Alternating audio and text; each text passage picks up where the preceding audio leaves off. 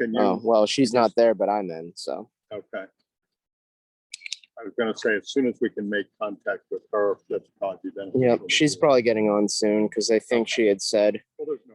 I think she had said originally she was planning to get on about noon, but then she said maybe more like 12:15, since that's when we said Okay. All right. about. So. Yeah, there's no point in us walking back up. Basically, what I have in mind is starting off here quickly, walk up that same trail we came, sort of walk along the Water Street edge of the park, look at a couple of those houses, make a couple comments there, go over to the water tower base. I was across the street. I'd love to get a shot of the Packwood from over there. If there's a moment we can dart over there. If there, yeah. Like I said, is there any reason for me to use the AirPod before we go inside, or does that confuse with this situation, I mean, it might get loud on Market, but I think we'll be fine. you know? When we're doing the walking around, I'm usually right next to you anyway, so it's, I think it'll be okay. Okay, so we don't want to take the risk of fooling with it. I don't think we need to mess around with it. Okay.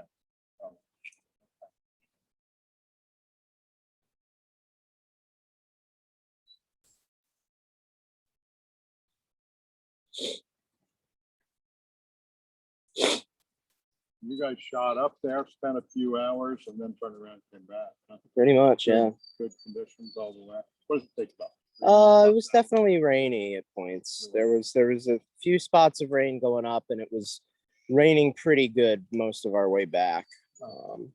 But yeah, it's like a 3-hour drive, so not terrible. Yeah. So you just go all the way up 15 to Mansfield, right? Yeah, 15. I think it's basically 15 onto, I want to say 390. 390. And then 390 basically goes all the way up to Rochester. Yeah. So it's just 2 hours. Pretty much. The way up, there's a bunch of little interchanges you have to take, just because I think they're like littler roads in between that it takes you on or something. Oh, yeah. But the way back is basically just from Rochester, you get on 390, you spend like 90 some miles on that, and then you get on 15 and you spend 60 some miles on that, and then you're back. So easy. Yeah. Did it rain on the way up or the way back or something? Both a little bit. More on the way back. On the way up, it was really just like a couple of spots here and there for 30 minutes maybe. But the way back, probably the last 2 hours, it was raining the whole time. Sometimes it picked up, but most of the time it was just sort of like this. Not bad. Not driving. Yeah. It really didn't start over my way until sometime in the middle of the night. Like at one point, actually, before 9 o'clock, there was just a couple of drops, and then it seemed to stop, and then at night it must have rained just a little. And then on the way over this morning, I really didn't have much either. It wasn't until I actually got here.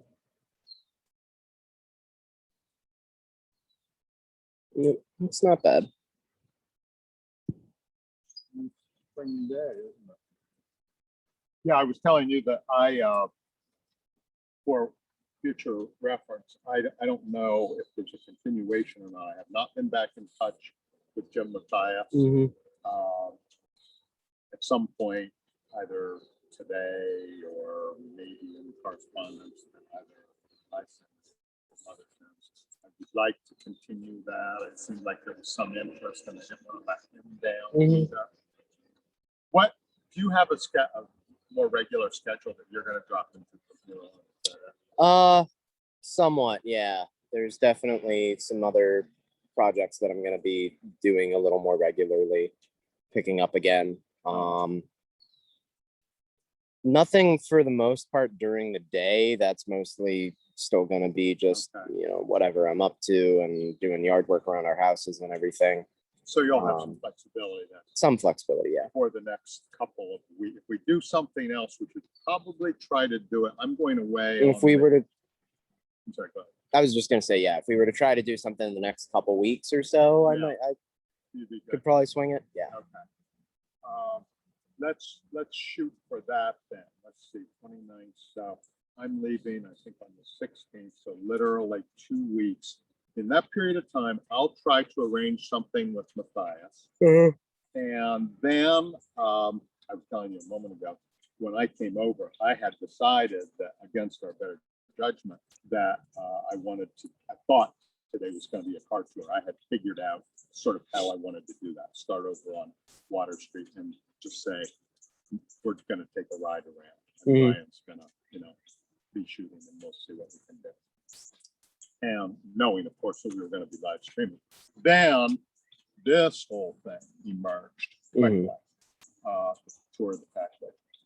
And so I just went, no, I'm crossing that off. But if we come back over to do the Jim Mathias, then on that occasion, I'd like to experiment with that. We can give it a try. I don't think it'll work very well, but we can No, try we're it. not going to be streaming it now. Even with just the recording, shooting out of the car is just so tough to do. Because it's hard to get much of a picture. Yeah, we can, like I said, we can try it. It's basically what I want to do with it. If we make it as part of the Jim Mathias thing, is just kind of familiarization with the streets themselves. We definitely won't be able to get details. Yeah. We'll go up and down. We'll see, get an orientation as to the layout of the town, maybe get some house numbers, that sort of thing. I have an idea of how we could do it so that it would not be real critical, and it would be around town, of course, too. So, but we can work on that. And like I said, obviously it would be a recording. It would not be a live thing.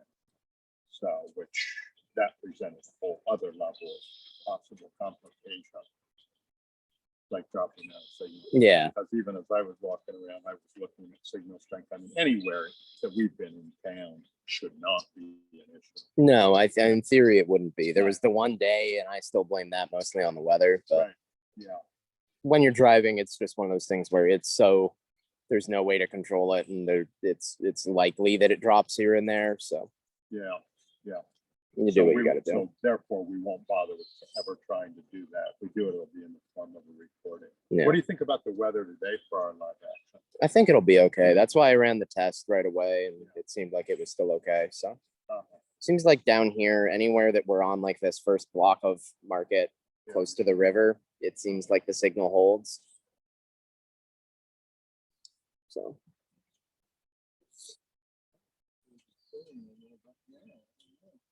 I think I looked at the hour by hour forecast. It just looked, like 40–50%. Yeah. So that means you're getting it somewhere and somewhere not. Is your mom in the office all day today? Is that it? I think so. I'm not sure.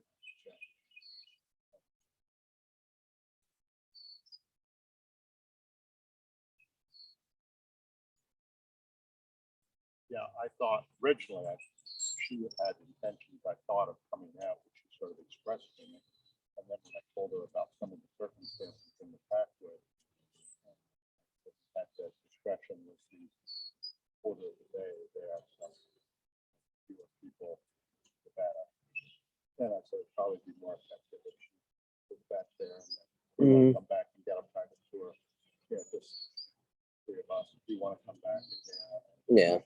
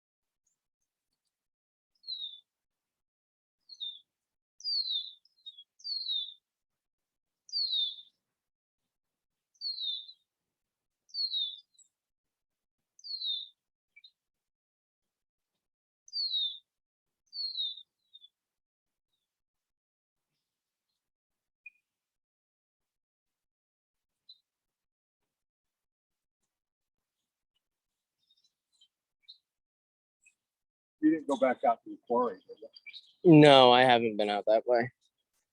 We were thinking about doing that last weekend, but didn't end up happening.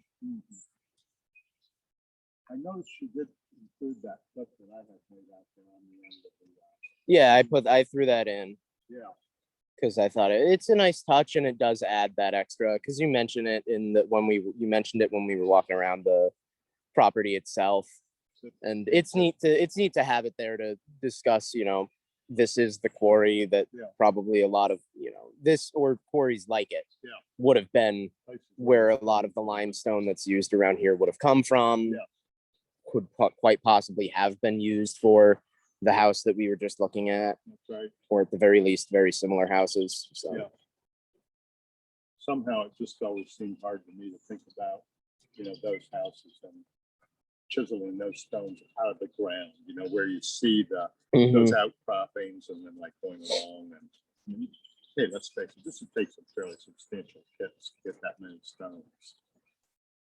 I don't think all from one place. Yeah, I don't think that house would have been from just like, oh, there's limestone in the ground here, let's dig some out. Like that seems like it would have been from the more substantial quarrying effort. They knew that there was well, especially since, I mean, it was built like with that ridge that goes right out to that rock face. That's right. They would have been able to find that. It's not that hard. It's not that far away. They would have known that it was there. And we were discussing the fact that there were like 20, 30, 40 houses like that built all around the same period, all of the same construction materials and everything. They wouldn't have done that piecemeal bit by bit from what they find. And then also, oh, hey, there's a quarry here. Let's use that for some things. They would have found the quarry first and used the quarry. And then they would have, maybe used some of the stuff in the ground that happened to be there to finish things up or, add on a little bit. But I would seriously doubt that little spot down in the basement that there were any of those stones used in the no, probably not. I think they just trimmed that off so they could build the damn house on top of it. Probably. I think the likeliest story to me definitely seems that quarry and other quarries like that, because that is a pretty big section of just cliff face walls of limestone that are easily accessed. There's a major. So, Mom is in. Hello. Hello. How you doing? Is your headache any better? The painkillers helped, but that's good. If I seem a little low energy, it's because they do put me in a little bit of a foggy state. Yeah. Unrelated to the meeting, Bill, but he's got to get to the doctor for a couple tests. So anyway, is Bill wearing a headphone or earset or anything? No, we're not messing around with the AirPods today. I don't think we need them. No, that's fine. Can he hear me? Yeah, he can hear you. I hear you. Do you hear me? Yes, now I do. How's it look? Do you hear the rain? I don't. Okay, it's raining pretty lively now. Yeah, I can see it hitting the water around you, but no, the sound equalizer or whatever is doing its job. How's the we decided that we don't think we're going to have any use for the AirPods. Okay. We'll be up by Market Street, where there'll be some noise, but Brian seems to think that the physical proximity is going to be. We'll only be there for a little bit and then we'll move inside and I think it'll be fine. Honestly, you guys have been doing great without them. Hey, do you care if I pause the recording right now so I don't have to trim so much, or you don't have? No, I don't think there's any reason to be recording right now. Okay. You tell me when we're ready. We're ready, I think, to at least get started. How many do we have now? Do you say you're waiting for? At the moment, we have 13 of our students. Let me do the quick roll call here. We have Bonnie, Joellen, Ron, Adeline, Bruce. Hi, Bruce. The guest. Let me see here. My screen just refreshed, so I lost the order. If I repeat your name, I apologize. We have Ron, Carol, Adeline, David, Hope, Jane, Jeff, Allison, Christine, Dave, Janet, and I think Jeff might be on there twice. That's what it looks like. So, okay. Ready to go? Okay. All I right, think you get started. here we go. Okay. All right, good afternoon, everyone. Welcome to the grand finale of Bill 469, Stylish Lewisburg. I wasn't sure what I could make of this session, but maybe it'll be the best of all. Who knows? We'll see. It seems hard for me to top each week, but I'm going to try this time around. We're kind of starting out today, finishing up the program, I should say, where we started off down by the river, by the west branch of the Susquehanna River. After all, if it weren't for this Susquehanna River, we wouldn't have a stylish Lewisburg, would we? It's been both a boon and a bane to the town of Lewisburg over the 250 years. Primarily, it has been the boon. Going back as far as maybe 13,000 years ago, the Indians recognized the value of the river. They chose their encampments along the river for the purposes of food and agriculture and so on. And then when the first settlers began to come into the area, by the 1750s, they were straggling in even before Ludwig Durr. They settled along the river. And of course, when Ludwig himself came in 1769, he came up the river. And he tried to actually inhabit some land a little bit north of where we're standing here right now. We're near the confluence of Buffalo Creek. Brian's going to get a shot of that right in my background there. See the bridge? That's where the Buffalo Creek, a main tributary to the west branch of the Susquehanna River, rolls into the river proper. And we've already talked a little bit about the creek. I said the river was a boon and a bane. It did, of course, provide for early transportation, provided for drinking water naturally. It was a source of food. The bane naturally was the times of inundation, primarily in the spring times when the river did get high. The Susquehanna River, let me give you folks a little bit of trivia about the geology of the river itself. There are some geologists who think that the Susquehanna River may be the oldest river on the planet Earth. It's definitely in the top 5, to be sure. It's dated at about 320 to 340 million years old. The river very likely could have been here before the Appalachians were fully formed. Many of you know that the Appalachians in their infancy were actually about the same height as the Rockies or the Alps, but of course they've been trimmed down over time. So you're going back a long ways in geologic history here. This is the west branch of the Susquehanna River. It's the primary tributary to the main Susquehanna. The confluence is at Northumberland, where we were 2 weeks ago with Hope. This particular branch is 243 miles long, and it has its headwaters up in Carrollton, PA. That's up in Cambria County. That'd be just west of Altoona. Remember early on, I had told you that we wanted to talk about, I was going to show you all kinds of buildings and other structures, including bridges and mills and quarries and so on. I hope I haven't disappointed. We've tried to touch on a little bit of everything. Transportation was a big factor here in Lewisburg.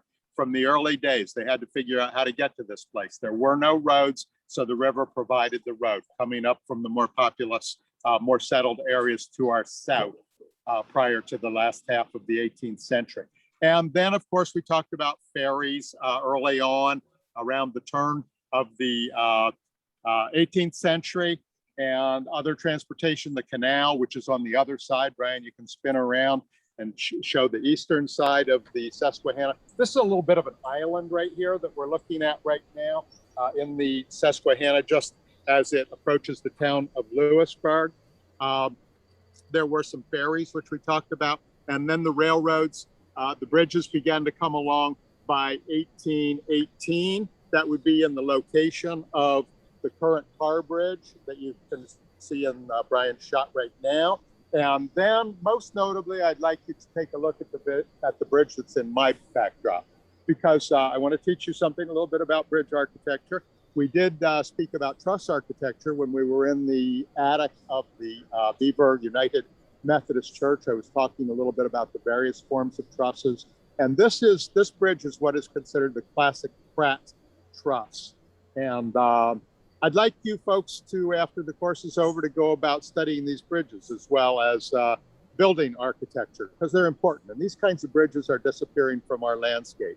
This particular one was built on the piers of the original toll bridge that was put in 1868. There had been the former bridge, which I was telling you about, from 1806 that had washed away in 1865. And then the covered bridge was built on these piers, which you're looking at right now, in 1868. And the railroad came to town on the covered wooden bridge atop those piers in 1869. The current structure was built in 1912. And this particular type of architecture, the Burr, or I should say the Pratt Truss rather, this was invented in 1844 by the Pratt brothers, Caleb and Thomas Pratt. And it was employed originally naturally in wooden bridges, but that sort of engineering translated over nicely to steel bridges as well. There are variations of this particular type of truss bridge, but it was one that was favored very much so by the Pennsylvania Railroad, and that was the line that came to town here in 1869. It's very ubiquitous along their lines. Unfortunately, these bridges are fading away. While we're talking about the food sources, naturally the river provided for abundant fish and food sources in its time in the early days for both the Native Americans and the early settlers. Before the big dams were built down closer to the mouth at the Chesapeake Bay, the shad did come up this far in the spring of the year to spawn. So the harvest of shad was very big, and we already talked about the popularity of shad suppers in the spring of the year as church fundraisers. Eels were also abundant. Brian, just shoot right up there. If you can see where my finger is pointing, there were eel walls that were in place in that location at one time. And those were V-shaped stone structures behind which the eels would swim, and then burlap bags were put into the river and the eels were trapped out for food purposes. So let's walk on up and we'll walk along this riverbank. We are sort of on the north end of town right now. For those of you who are familiar, Brian, I think right now has in its sights some rather antique looking power transmission lines. Are we getting those, Brian? Yep. Okay, I had mentioned at some point, are you losing my audio? No, I think we're good. Okay. I had mentioned the power came to town in 1911, all 2,300 volts, and these were the towers through which the power was transmitted from the other side of the river. Remember that the other side of the river, I say the east side of the river, that began to develop a little bit more quickly because the terrain was more favorable for the purpose of constructing roads, canals, and then later railroads. Spin around and look at the bridge structure over here. We talked about stones. You've got a conglomeration of stones. The early stones for the original bridge abutment, those are the sandstones. We talked about those when we were at the Dale Angle Walker. They are the type of stones that were picked out of the fields. The big stones that from which the piers are constructed in 1868, those are granite. So those are an igneous style of rock, very hard and used in that sort of railway construction. And then there's some of that local limestone as well on the approach to the bridge. Okay, Brian, let's head up. We're walking up to Water Street right now, folks. If you'll recall, we were on Water Street in one of our early sessions. This is an area where some of the earliest, what's that? Is someone giving a comment or asking a question or something? Was there a question? Okay, we're headed up to Water Street at this point. We're walking through the Soldiers Park. This is an area of town where historically there would have been a few small buildings down here, maybe some warehouse buildings. As we look north along the waterfront, that would be beyond this bridge abutment structure. That's where the heavier manufacturing would have taken place. In fact, immediately to the north of that structure, Brian can possibly even get it in his sights. That was the Halfpenny Woolen Mill. And then in more recent times, that was the Pennsylvania House Furniture Factory, or one of their branches. And then most recently, that is the Street of Shops. That's the Antique Mall.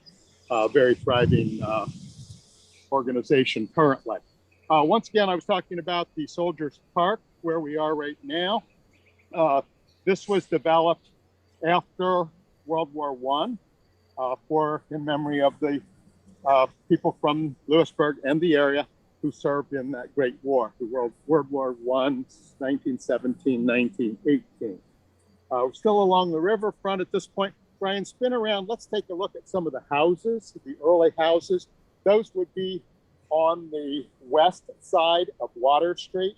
So once again, for those of you who live in Lewisburg, you really know the layout. It's a regularly spaced grid style layout in Lewisburg. We have spent the bulk of our time south of Market Street. Market Street is the division line between the north and the south streets.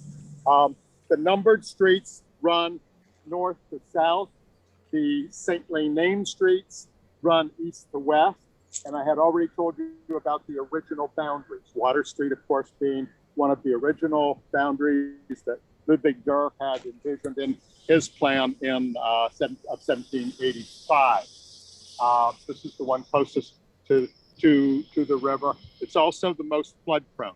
I was talking about the river being a bane in some respects, that being flooding primarily. The town has experienced numerous catastrophic floods over the decades, actually over the centuries, certainly over the eons. It has experienced many, many floods. In recent times, there were those floods, disastrous floods of 1865 that took away the first wooden covered bridge.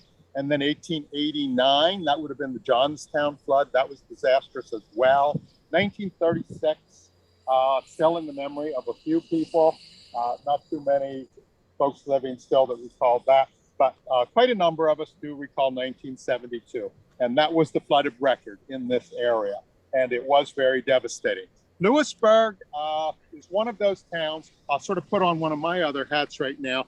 As a planner, in the lexicon of planners, Lewisburg is a town that has managed to live with water over the period of time. There is no flood protection. There are no dikes, walls, or levees protecting Lewisburg.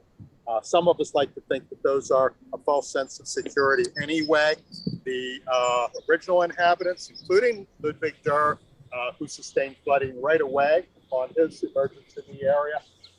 He was a tough guy and he stuck with it and he rebuilt, as have the residents and the later settlers of Lewisburg. And even those folks in more recent times who live along this wonderful street, Water Street, and some have been seriously inundated over time. And they have borne the tragedy of flooding, and they have just simply come back. They have elected to not have a dike, wall, or levee put in obstructing their view of the Susquehanna River. So the houses that you see along here, a few nice federal examples with some Greek Revival overtones.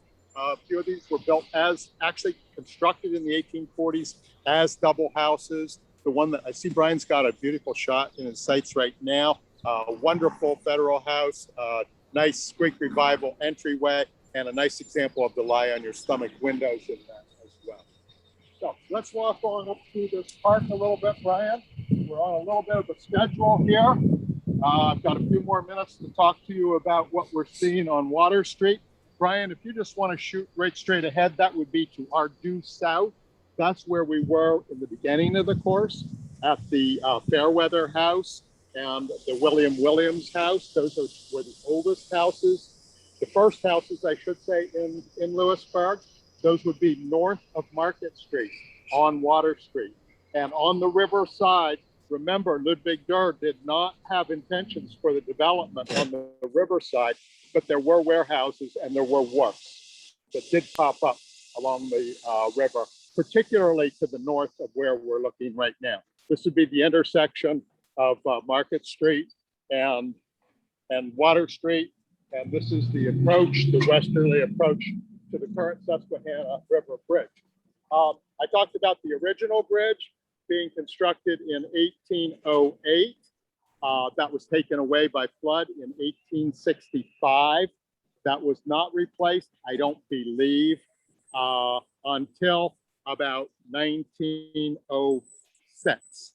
And at that point in time, in approximately the location of that original wooden bridge, there was a steel truss bridge constructed that would have looked similar to the railroad bridge which you saw. I can't remember exactly what the truss style was. I'll have to look that up. I certainly went over it plenty of times myself. The current bridge was constructed in 1988 on roughly that location. But you can see the abutments from the original bridge. And let's look at this nice artifact right here. Once again, hoping not to disappoint with the artifacts that we included in our course. I wanted to get in a little bit of everything. And I think that this one is just great. Brian, maybe we'll try to stay away from the noise just a little bit. Do you want to step back, or shall we both step back so you can get both of these artifacts into your sites? These are the bases of what we call the water towers, or water pipes, standing water pipes. There were a pair of them. This is where the Lewisburg's original water company was constructed, right at this particular site. These artifacts, which you're looking right now, these were the bases to two steel standing water pipes. They were about 130 feet tall. They were slightly different in diameter. The one on the right was constructed first in 1883. That's the one that is the most intact at this point in time. And the one on the left that shows a little bit more wear came a couple of years later. And that one was about 5 feet larger in diameter, both about 130 feet tall. To the east of these bases, these water tower bases, would have been the pump station. And it would have been steam powered, of course. Once again, it was constructed in 1883. That was the point in time at which Lewisburg began taking its drinking water from the Susquehanna River and storing it in these standpipes that we're looking at, the bases of which we're looking at right now. They were in existence until 1923. The river was probably getting a little polluted at that point in time. There was no modern filtration naturally. And so the decision was made to start taking the water from the Spruce Creek Reservoir, which is up north of Mazeppa. That would be to the west of where Milton is right now. That is currently where our drinking water comes from here in Lewisburg. We'll spin around here once again, take a look at these two wonderful houses. I had been unable to pick these up the first time around. We didn't make it quite this far out. These are early houses dating from about the 1820s. Okay, attempting to keep on time here. Well, we're going to make our way around, and I want to show you one of the oldest buildings still extant in Lewisburg, and it's the building that is currently the Packwood House Museum. Okay, now I think it's appropriate for me, Heather, right now. I would like to ask, can you take a little bit of a survey among our students and their familiarity with the Packwood House Museum? Let's find out if they know about it, they know of its whereabouts, if they have been to it. Okay, maybe a showing of hands or something like that. Sure. See if we've got some familiarity with the Packwood.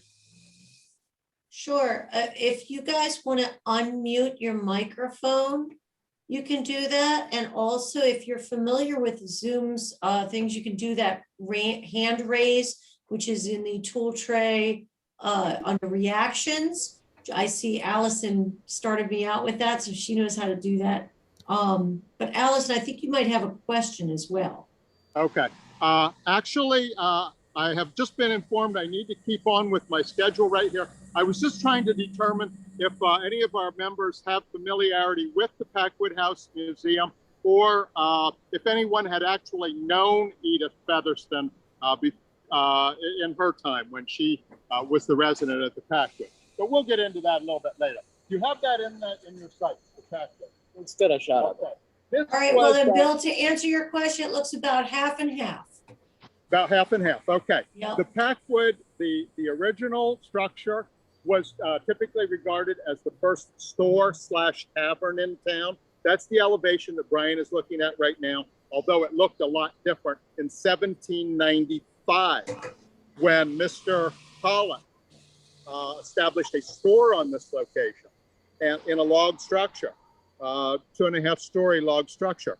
And then by 1806, records show that he may have been operating a tavern. Well, there was a whole succession of tavern hotel owners. It went from Mr. Pollock, that was actually the first woman tavern keeper, Nancy Irwin, who may have been related to that whiskey rebel. who lived down the street in the Fairweather house, Mr. Robert Irwin. She was the first female tavern keeper in Lewisburg. It had some various different names. At one point, it was named the Washington Hotel, but that was disbanded because there was another hotel in town that may have been called the Washington Hotel. And then it was called the Spread Eagle Hotel.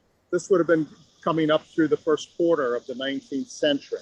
And then by about the 1850s, it was acquired by an individual who greatly expanded it.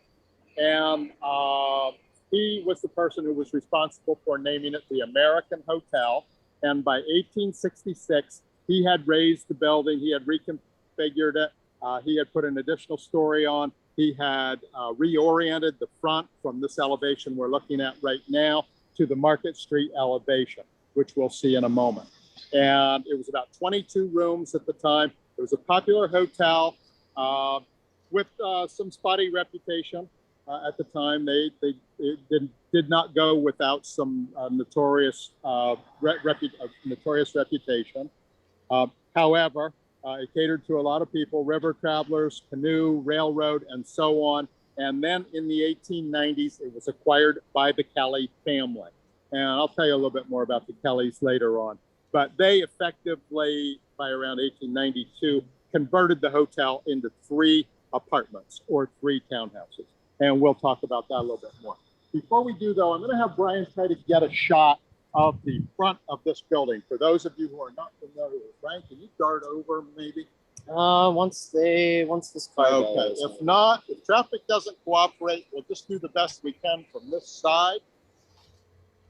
I think it's looking good here. Just Brian is going to try to skitter across and get a shot of the front of the building. All right, here I am running over. Bear with me, guys. We're away from Bill, so you get to hear my voice. But there it is.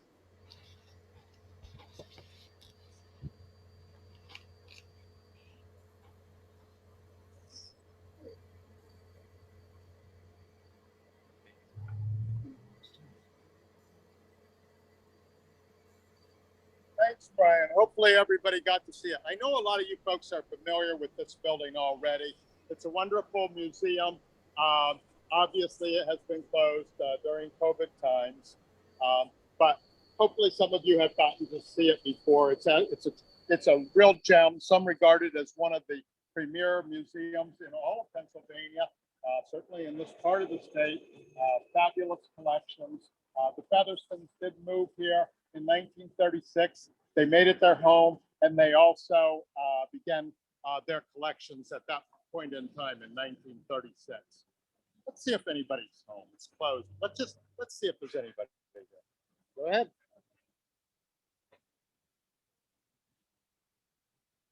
This place has been closed for the last year. Let's see.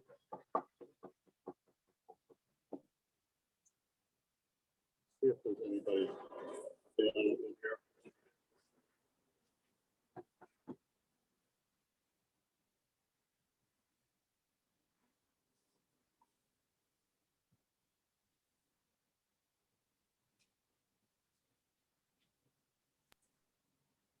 I wonder if, like at my house, they might be at another door.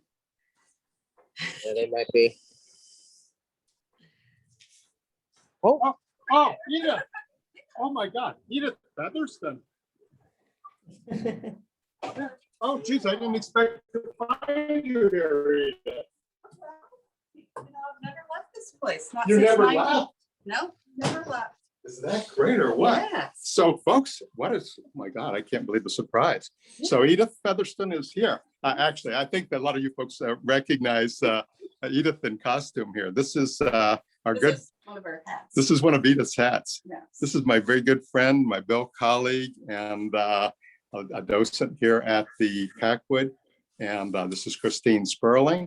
And Christine has agreed to show us around this museum for those of you who haven't been here. So I told Christine, a little bit of a story outside about the original building, going back all the way back to 1795, Mr. Pollock, and then of course there was Mr. Pettit, who named it the Washington Hotel. Yes. And then I forgot that other name, Mr. Palliette, who acquired it and actually called it the Spread Eagle Hotel for a period of time. And then it did become the American Hotel. And then, of course, the Featherstones, or I should say the Kelly family, came in to play in the 1890s. And that's where Christine is going to pick up with our story when we go in. We're actually going to, I think, start with some of the original construction. Christine, Yes. thanks for hosting us here today. I'm going to take my coat off. I don't need that. So, Okay, what we're looking at here is the exposed structure of the original hotel, which was on this spot in the 1800s. It's been incorporated now into the present building, but when the house was converted to being a museum after Edith's death in 1972, and by the way, it opened to the public in 1976, but it was a couple of years after that, I think, that this project took place, where they wanted to show the original boards and the opening here for the window, which would be the window in that drawing. yeah, Right see if we here. can get a shot of that. And I think probably Bill has more to say about the method of construction here. I'll just make one or two comments here because Christine knows this story better than I. But when we were outside, I did want to just zoom in on that pencil drawing again, Brian. As Christine pointed out, this may have been what this building, how this building appeared in its infancy in the latter part of the 18th century. Once again, if you can see, folks, on your screen, that area that is sort of, that rectangular area that is sort of darkened, that is the area which now has been exposed. Brian will be stepping back. This would effectively have been the rear of the building, correct, Yeah, I Christine? believe so, yeah. I think, folks, when we were outside and we were looking at the east elevation, that would be the river elevation, I had indicated to you that in the beginning, the building would have probably faced the river. So now we would be on the rear. And I'll just make a couple other comments on the construction. The logs, we looked at a log building last week out at the Dew House. Once again, very deteriorated. These logs likewise are very deteriorated, but you can see some of the construction techniques that were employed here in the joinery logs, the area of the window, and this would have been the area of the original door. That's what we think, right, Christine? Yeah, Okay, go ahead. yes. I'm sorry. One thing that strikes me is how large these logs are. Yes, And wasn't Pennsylvania basically deforested yes. in the 1800s? So these would have been probably old growth. These were native logs, yes. I always like to make that analogy that when we talk about the age, particularly the trees, that's a really good point. I really like the fact that you said that they were native growth. They were virgin timber at the time.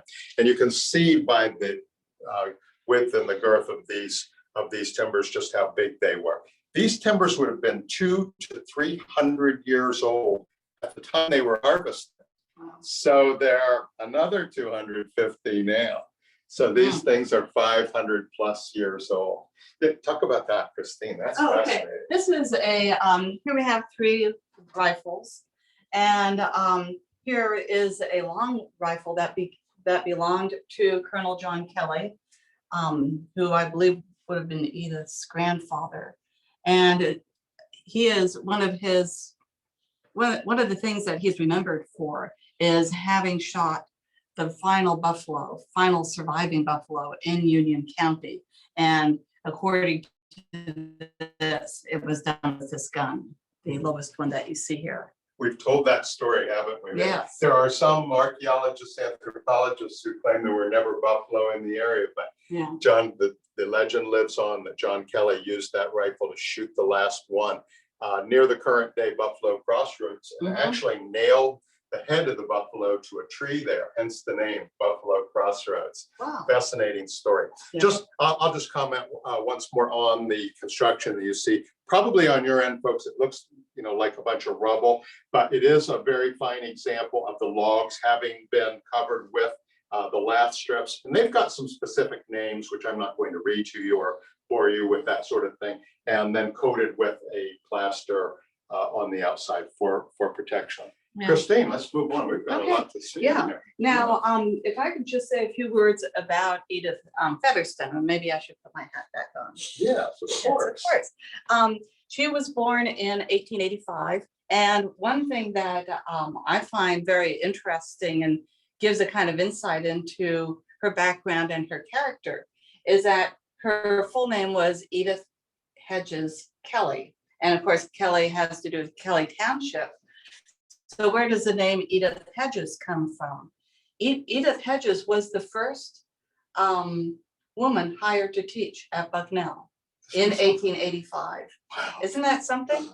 And so obviously her family valued learning and scholarship. And that tells us something about the kind of milieu, you know, the kind of situation that she grew up in. And she herself, I think she got 2 undergraduate degrees and also a graduate degree, and she taught several foreign languages, mostly European, as far as I can tell. She was a 1905 grad, Bucknell grad, I think, Yes, wasn't she? yeah. Yes. Yeah, and when she was teaching in Connecticut, that it was there that she met John Featherstone, who was a civil engineer, and he was based in New York, and the two of them got married, I believe, in 1917. So and That's they great. were- Did you? I did say that they had come here in 1936. Yes. Did you just want to carry that through just a little upon their retirement? yeah, They decided to come. they decided this structure had been divided into 3 townhouses and was being used as such. I think they first purchased 2 of them and then had the opportunity at some point to purchase the 3rd, and they used them, incorporated them into a single house Right. with Absolutely. 27 rooms. Right. Which So- we're going to see, folks. A lot of it. A lot of it. A lot of it. We'll be seeing a lot of things. Where would we like to go from here? You want to? Well, Have you gotten everything actually, in this let me room? just think. Yeah. Let's go to what's called a tavern room. Okay, we'll go into the tavern. So in other words, folks, the room into which Christine is leading us right now, the tavern room, that would have been that original construction, log construction, and it measured about 30 by 35 feet. Yeah. And you saw it on the line drawing. I attempted to show it to you on the outside, but of course it's been dramatically altered. This is Edith's family portrait gallery here. Is that correct? Yes, that's correct. And those paintings have been recently cleaned, so they look very fresh. They look really good. And those are Kelly's Those are Kelly's. Yeah. primarily, yes. Yeah. And one of the Kellys actually owned one of these units Mhm. prior to John and Edith's acquisition, Yeah. I believe. Yeah, Did they so, not? Yes, okay. Maybe actually, since we're still talking about Edith, why don't we go up and see the dental chair? Okay. Yeah, this is, folks, believe me, it's hard to decide where to go. It Come over here is. once, right? Oh, step back here. It's even hard to decide which stairway to take, right? Oh, yeah. Christine? Yes. Okay. Yeah. Christine is, we lost track of the number of stairways, plus an elevator, which the Featherstones had installed in the 50s. So where are you taking us, Christine? What's this room? This is what the room that Edith used as her art studio. Okay, And here you can see some of the little things that she would incorporate into her artwork. You can see that she would take tracings of things, and then she would use that to transfer the image to a painting. We're going to see that her work is quite idiosyncratic. I think of it as being rather surrealistic. It's very personal. And like a lot of surrealist works, the title is important. And they're often kind of playful. yes. Yes. And here I have a couple of photographs of Edith, conveniently located. I had, Christine, I had asked immediately before we came in, Mhm. before I sort of let the cat out of the bag as to what we were doing. Yes. And I was attempting to have Heather survey our members to Mhm. see find out which of those members were familiar with the Packwood House Museum, Mhm. who has been here. I think she's determined that maybe about half of our members have already been here, for Yeah, which I am probably. thankful. And I also tried to determine if any of these folks actually knew Edith, because Oh, yeah. we know a I few bet. people around who Yeah. knew her, and apparently she was a very colorful person. Yeah. So these are her works. Yeah, well, Right. actually, this is a painting of Edith, Okay. and this is by her friend, I forget her first name, but it's Mrs. Hitchcock is the painter who did this. Mhm. And we'll have the opportunity to look at Edith's own work as we go along. Let me just look at something right here. Sure. One thing that she often did was to create a kind of background Go ahead, Chris. that was very sort of probably diluted the paint a whole lot. And so, and then she would superimpose images, maybe from Indian art, from Japanese art, she loved orchids, so there might be orchids in there. We'll see some examples of that. But here you can see a work that was obviously not finished. Mhm. And I'll just put this right. Okay. I'll come back and tidy up later. All Edith. And then probably in the 1950s, she decided that she would have a dental chair installed so that the dentist could visit her on a regular basis at her convenience. And it looks a whole lot like a chair I would have gone to the dent or would have used at the dentist back in the old days. You got the place where you spit the water out of your mouth and so forth. Right. Curious combination of a studio and a dental office. Isn't it? Yeah. But what about, she would have chosen a room like this because this has very favorable light. It has a lot, it's on a corner, you've obviously got two walls where you can have windows. Yes. And northern light is ideal, but you'll take light any way you can get it. So I think the light here. Was very favorable Yeah. for her and her Yeah. choosing. And this, of course, is an earlier or a later portion of this building too. I was attempting to describe the evolution of the building, but that's extremely difficult because so many alterations took place. Right, and there are those water tower bases where we were a moment ago as well. So Edith had a view of those as well. Those, let's see, they would have been torn down by the time she came. They were taken down in 1928. Yeah, I think So, what we'll okay. do is we'll go across this second floor. Okay. And then go upstairs to the third and go over that way. I Okay. think that makes as much sense as anything. Okay. That sounds fun.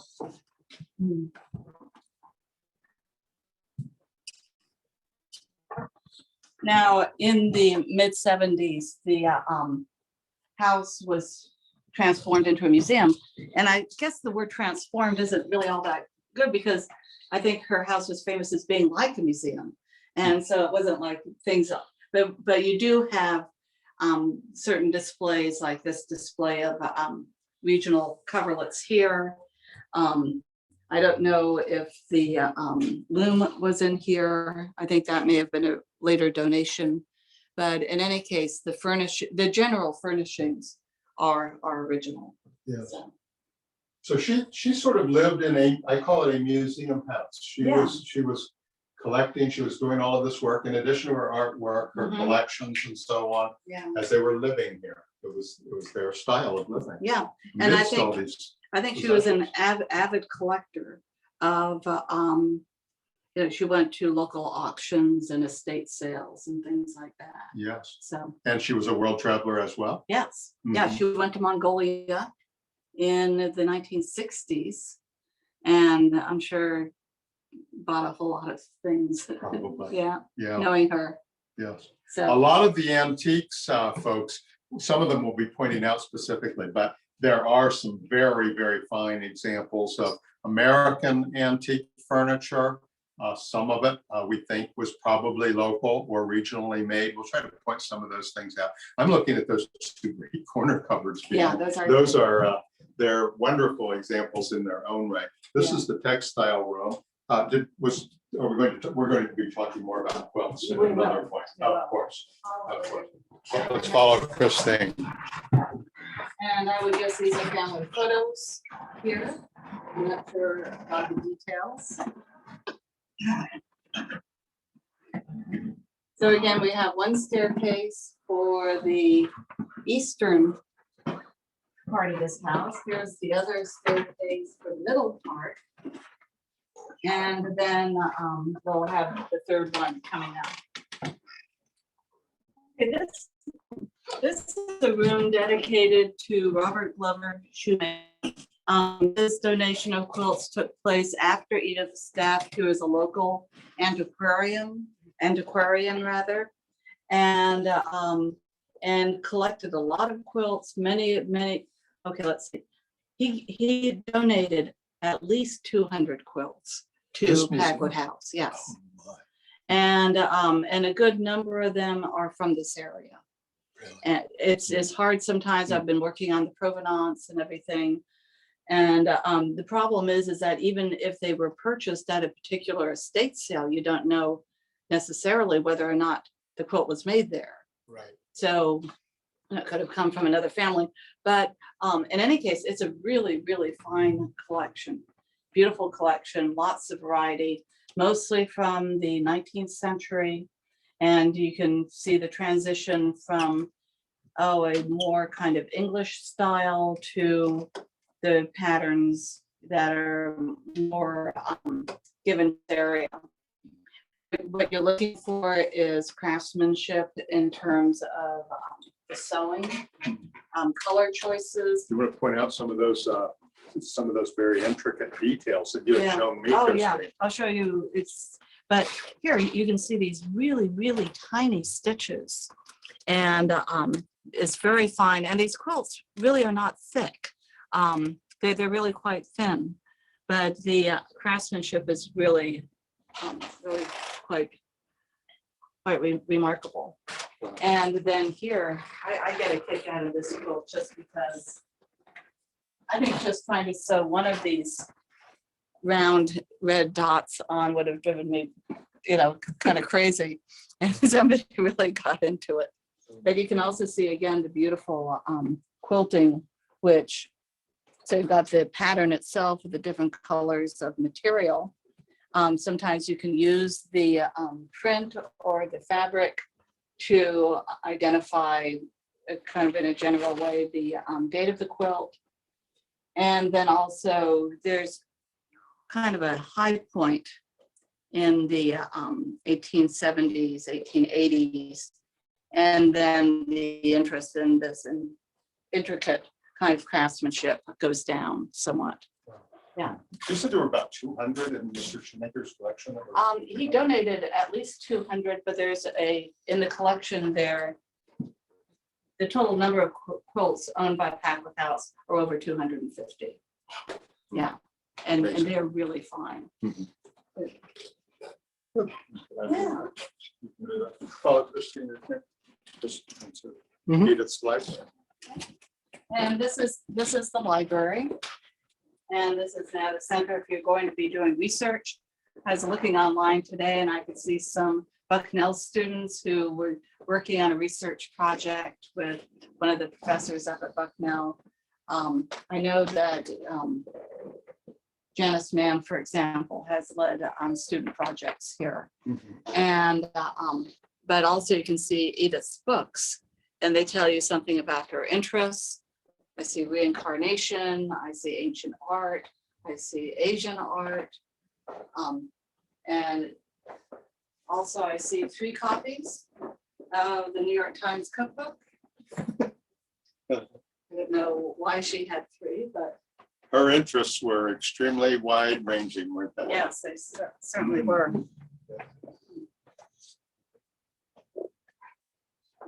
She had a wonderful room in which to do her own research. Yeah.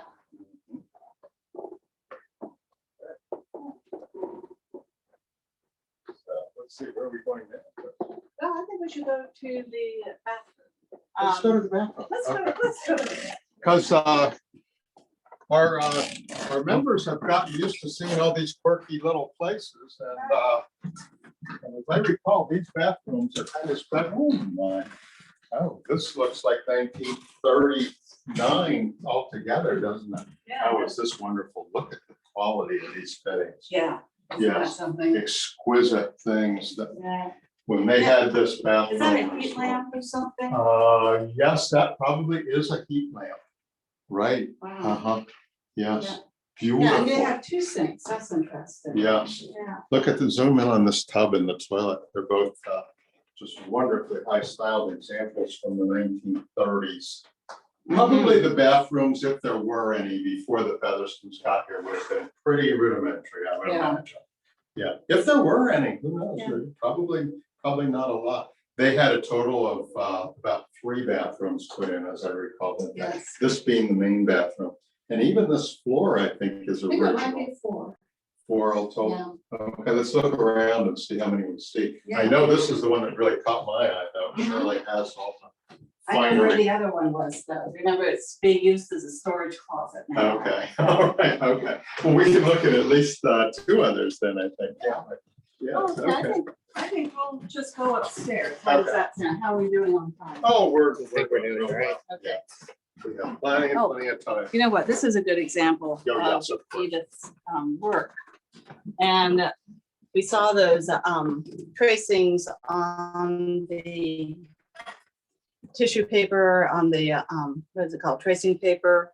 And this one is called the Bengal tiger, which I guess is that critter right there. Yeah. But you can see that you've got this kind of mysterious panorama with these exotic flowers, and you feel like you're in some kind of, I don't know, it's kind of very special, magical kind of place. It really is, isn't Yeah, it? Yeah. That's sort of a theme that goes throughout most of her work, a isn't lot of it? it, yes. Yeah, Yeah, very, very imaginative and very personal. I see. I Yeah. understand. Good ways to describe it. Yeah. Mhm.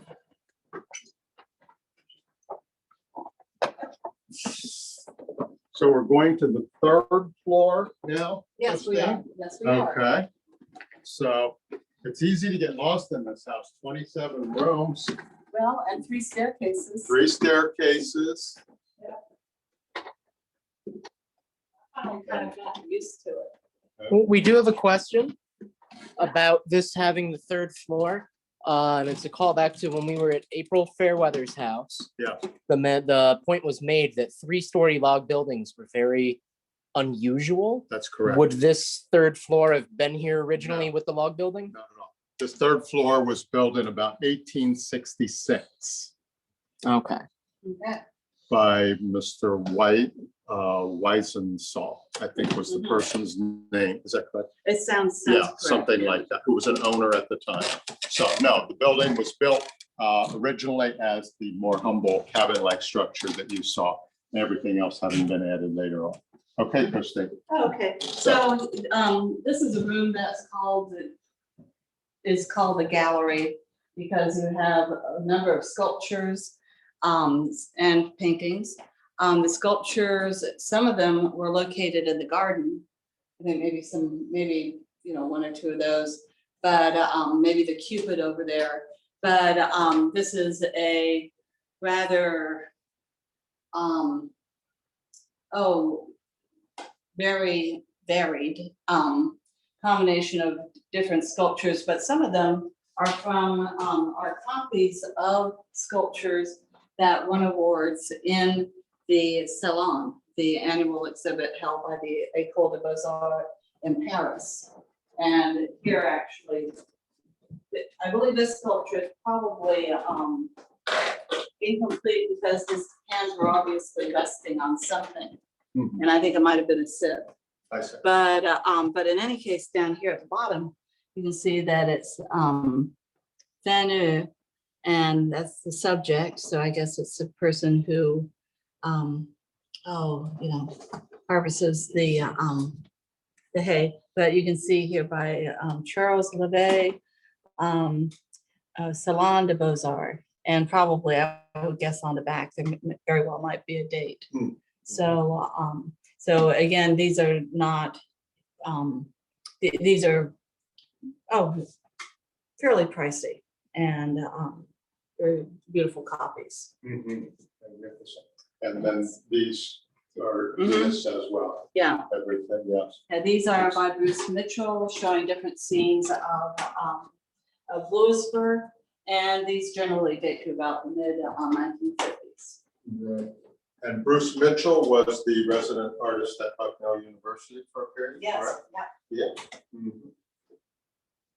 Probably a friend of Edith's, wasn't it? Yeah, I would be I surprised. know where his home was, on the other side of the river. I would imagine Oh, that they that's would right. have been contemporaries. Yeah. Absolutely. Yes. Uh-huh. Yeah. This is a nice collection of statuary, isn't Yeah, it it? is. Sculpture, I should say. Redware. Mhm, Maybe yeah. local. So, when we go downstairs to the main floor, we'll be looking at what's called the tavern room, which really features, local folk art and also folk art from, other parts of the world. Mhm. Here is some examples of redware. Mhm. There have been a number of exhibits that take place at Packwood House in the other building, which is called the Tour Center. Yes, And I remember that there was one on redware. there was. Yeah. Mhm.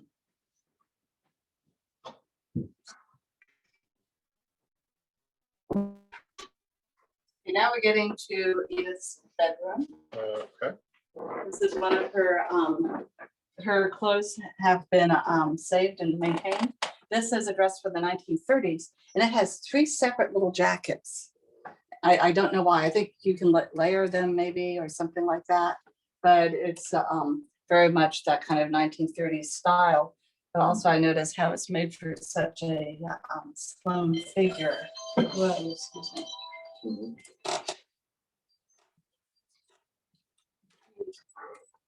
I'm just gonna disappear and take this. Okay. Well, while she's busy with that, do we have anything to say about Okay. architectural features we're seeing? Let's just keep looking around. I was going to actually try to take us into the attic from here. However, I'm going to take us into this other little bathroom. Okay, folks, you know I'm the bathroom specialist here. So this is another one of the bathrooms created in that same style, in that 30s. This looks a little bit more 50s. I'm not sure I had seen this one once before. Christine and I were commenting on these for the folks from the 70s. Those look like the bathroom equivalent of the lava lamp, I believe. But these fixtures are definitely the same quality American Standard fixtures from the 1930s. Yeah. Let's go on. There are 2 others, and they've got some interest as well. This may also be a good opportunity for if anyone has any questions, you can unmute and ask those. Now is probably a good time as we're sort of on standby for a moment.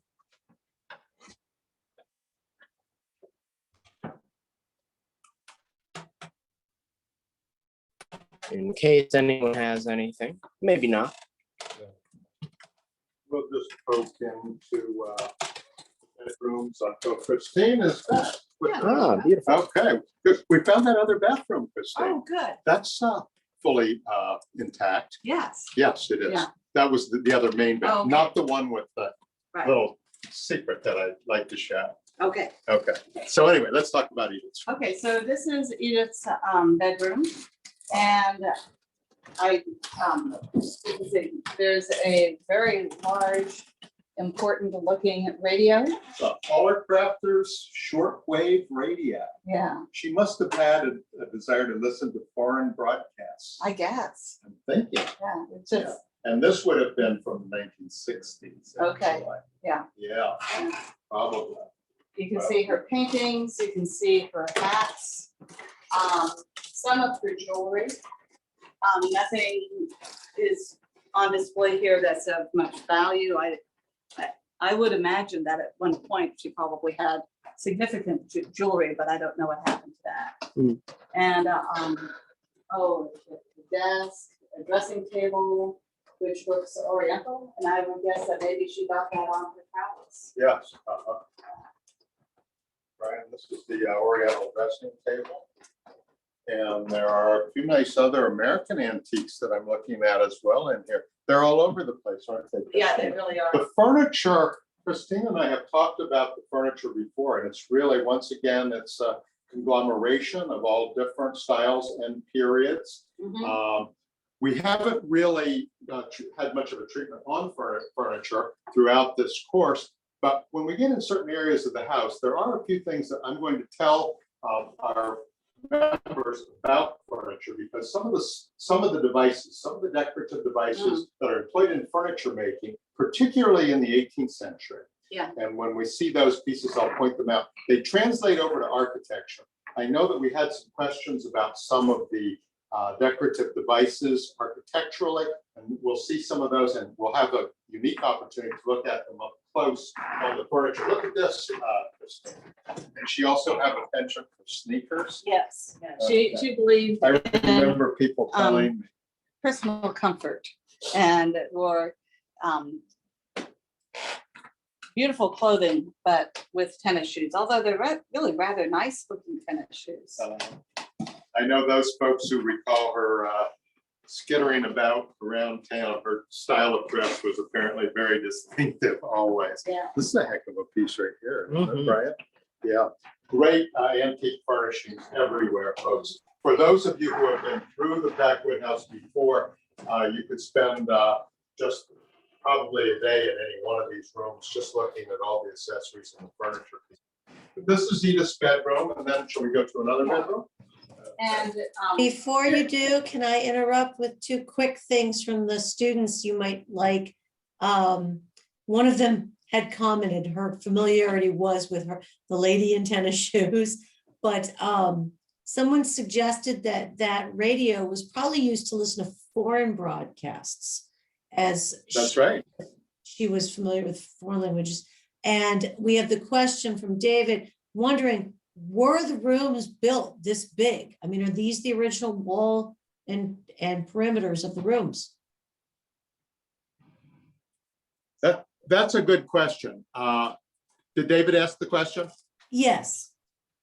Yes. I personally can find very little evidence of reconfiguration of these rooms. Yeah. That meaning very, very little evidence of things like walls having been moved or doorways having been cut in. yeah, Remember, this was when this was the American Hotel prior to 1892, when the Kellys transformed it into three, they say apartments, or Christine has described them as townhouses.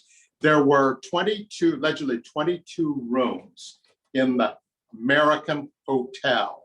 So therefore, I don't think it's inconceivable that these would have been rooms as they were constructed. Once again, folks, please consider that the building was built over a period of time. So there were configuration changes made to it, but I don't believe that the Featherstons were responsible for too much of that. I don't think so at either. all. No, I don't think so. Yeah. Okay, thanks for the question, Dave. Oh, I just wanted to point out this particular quilt, because you can see that it has a printed border on it. And this is especially characteristic of earlier quilts. So Earlier. yeah. So this is probably 1820 or something like that. And then these kinds of chintz fabrics, these were phased out. Yes. Christine, is there a way to identify the quilts? I think you have begun to talk about this downstairs. Identify quilts that were made either locally or regionally, as opposed to those that may have come from other parts of the country, for example? Well, it's really difficult because there sometimes a quilt might be signed or something like that. It's, or there might be something identifying it. But a lot of these patterns came from printed materials, like ladies' magazines and things like that. So, for example, there's a quilt down in the Shoemaker Gallery where we were, and it's really a phenomenal piece of handiwork. But then I was reading some quilt-related publication, and I saw one that looked just like it from another part of the United States. So Styles were somewhat ubiquitous across the country. Well, you had shown me that the other day. That one fascinates me. Yeah, this is very beautiful. That is. Yeah, this is from, again, probably the early 1800s. And in this case, the fabrics are characteristic of that period. this combination of the sort of turquoise blue and tan that you see. But also you can see that the person who put this together really thought very creatively about how to use the fabric to create this almost kind of flame effect. You could call this particular design a mariner's star or something like that, but or a compass. But you can see that it does have these kind of points, and you get the sense of, you know, things radiating out. And again, that impression is enhanced by the use of the fabric. Yeah. Wow. And the quilting here is amazing. Yeah. Amazing. You had shown me that. Yeah. Just see if we can Just- get a close up on that. It is. It's so Yeah. intricate.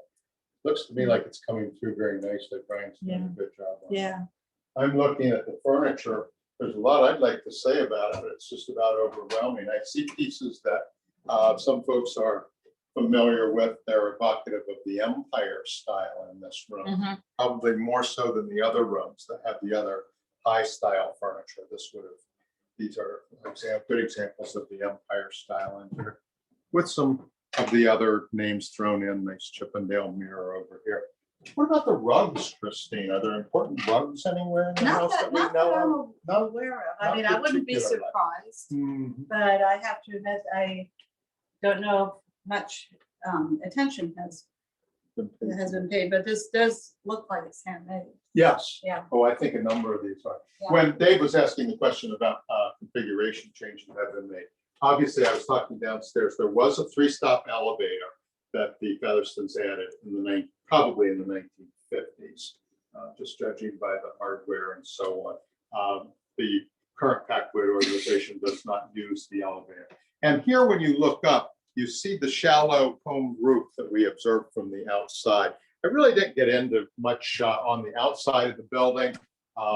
It has been changed around a lot, and the coverings on the outside and some of the decoration on the exterior of the building has been altered likewise, but nothing really very significant.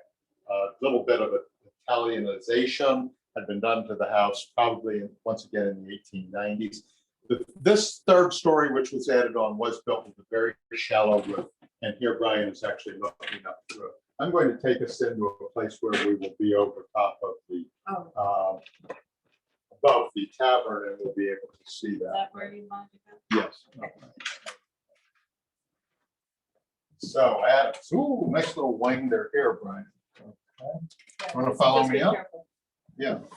Let's take a look up here. Brian, you have to go ahead of me because you can't get through this ductwork. What I'd like you to do is just get there and then spin around and just look out through the shallow attic. I don't think there's anything particularly significant. Christine, there's another area where we look into the attic where we see the charred members a little bit better, but I forget which attic that is. Oh, I think it's right down the hall. Okay, we're going to look in another attic where you'll get to see some of the timber framing a little bit better. But here you do have an example of the very, very roughly hewn timbers that were used in the construction of this roof. This roof did come a little bit later, as we were saying, wasn't part of the original house. By the 1850s, 1860s, it was added on.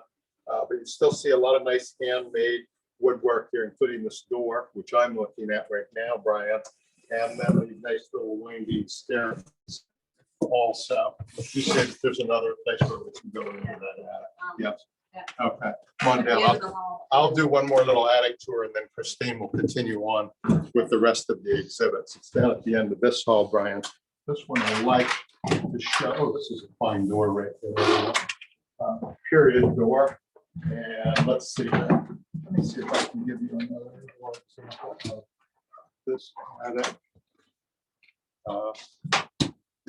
Forget how we went up there, but anyway, I yes, think we this just is. looked up. Yes, this is the place where we looked up to see the timber framing right here, Brian. You can see how roughly hewn the timbers were.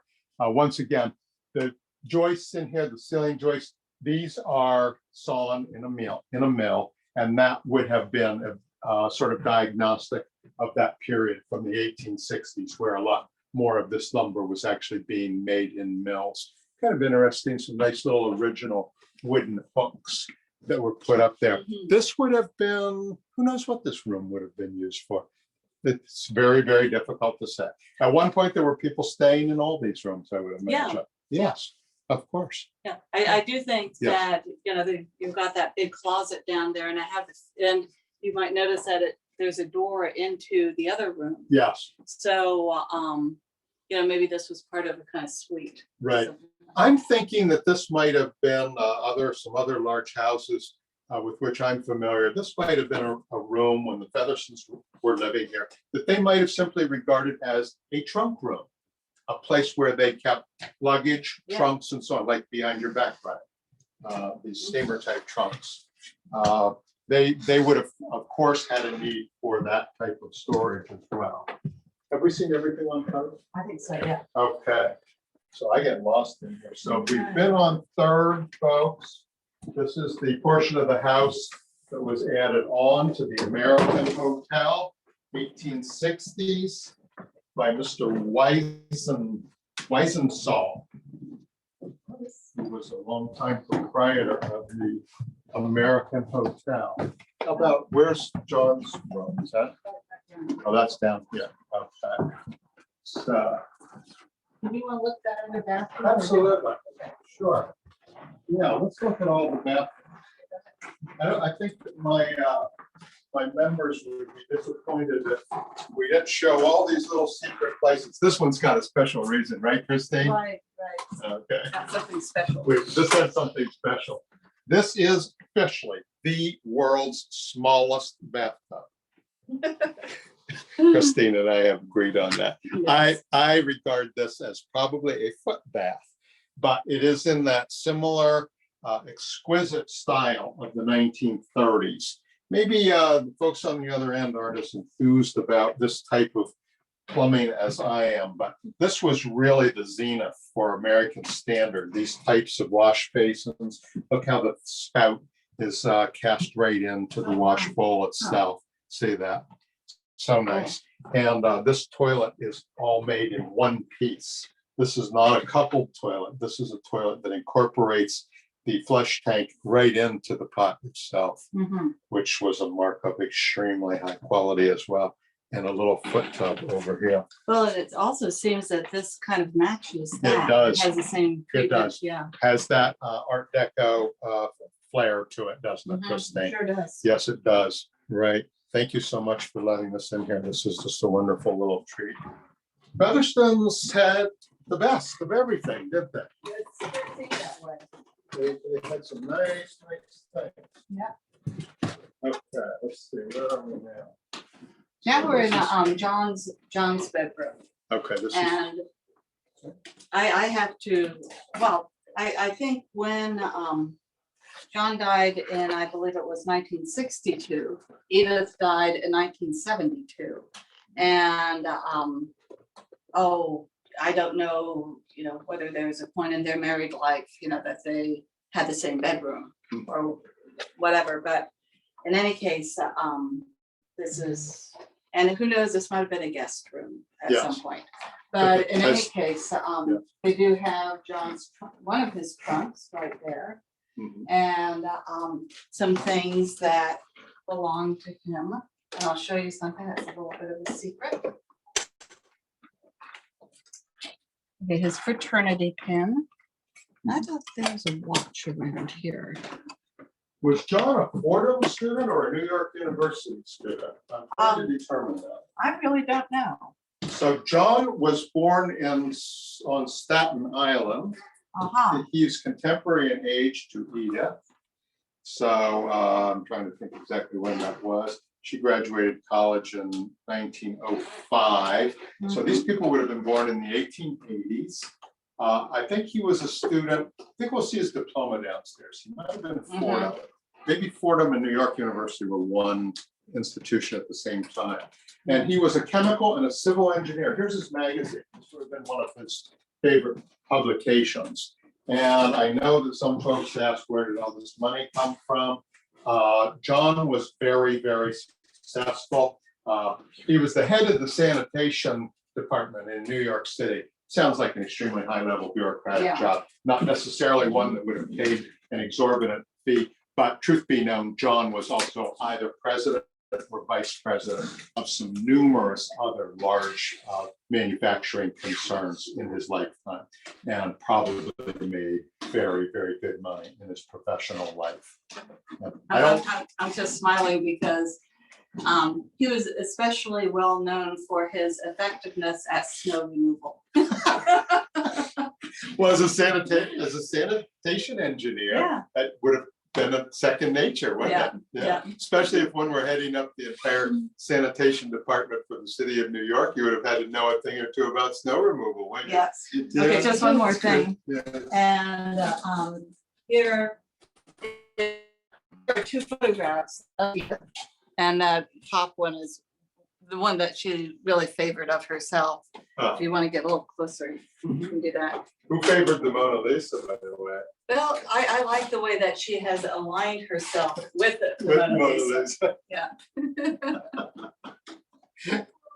Yeah. Oh.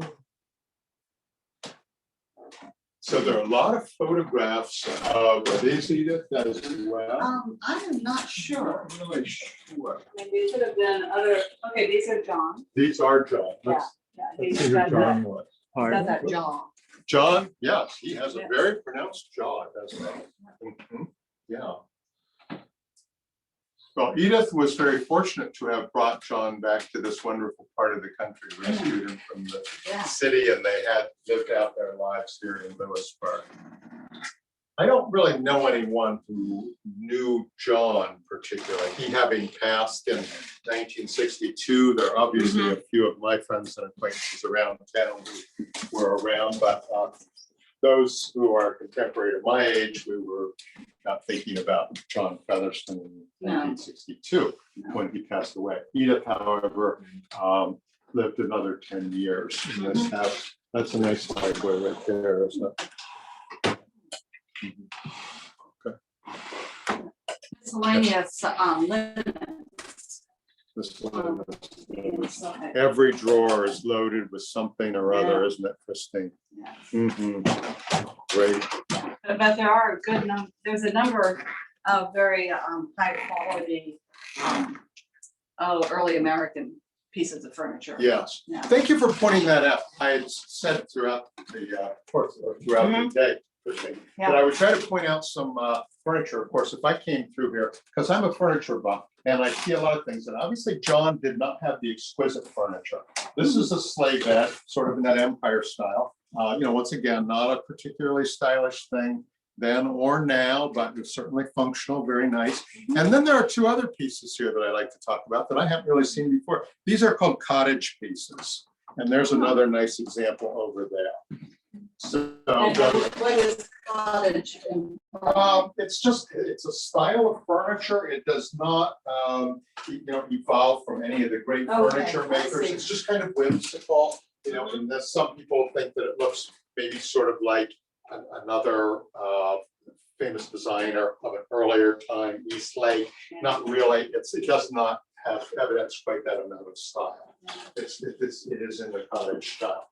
And this, as I look at this is a reproduction piece. Okay. So this is not an original piece. We'll be showing you some period pieces of furniture that do date from the mid to the latter part of the 18th century. We can go look at those now. We'll look at those now. Thanks. Thank you, Christine. Yeah. Staircases, folks, I didn't talk much about them. They're not quite as remarkable as the staircases that we had looked at in the other buildings, primarily because they come from the latter part of the 19th century. So they're just a little bit more Victorian.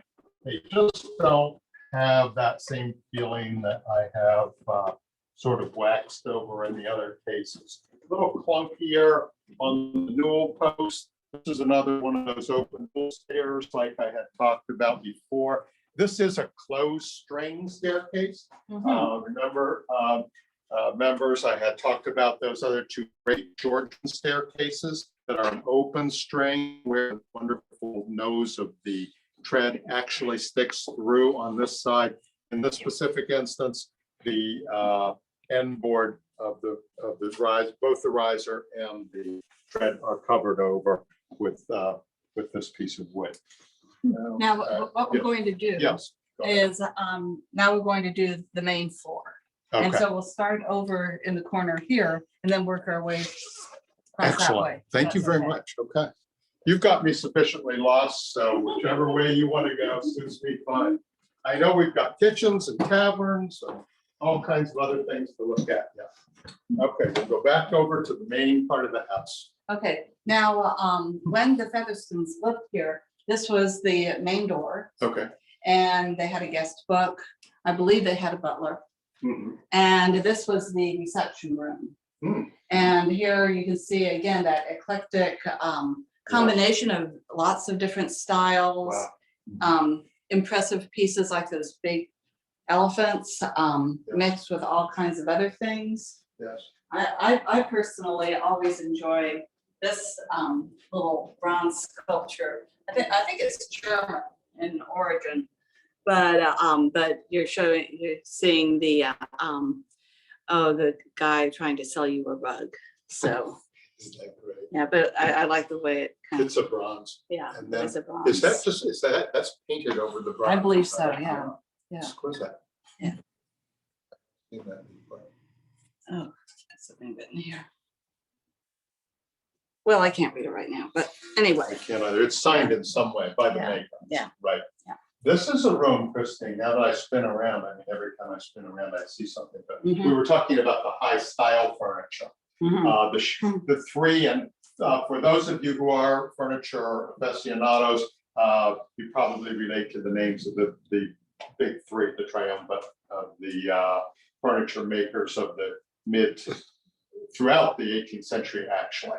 And that would be Thomas Chippendale and Thomas Sheridan, and of course, George Hepplewhite. And you'll see some of each of those styles. These styles, these would be evocative of the Chippendale style.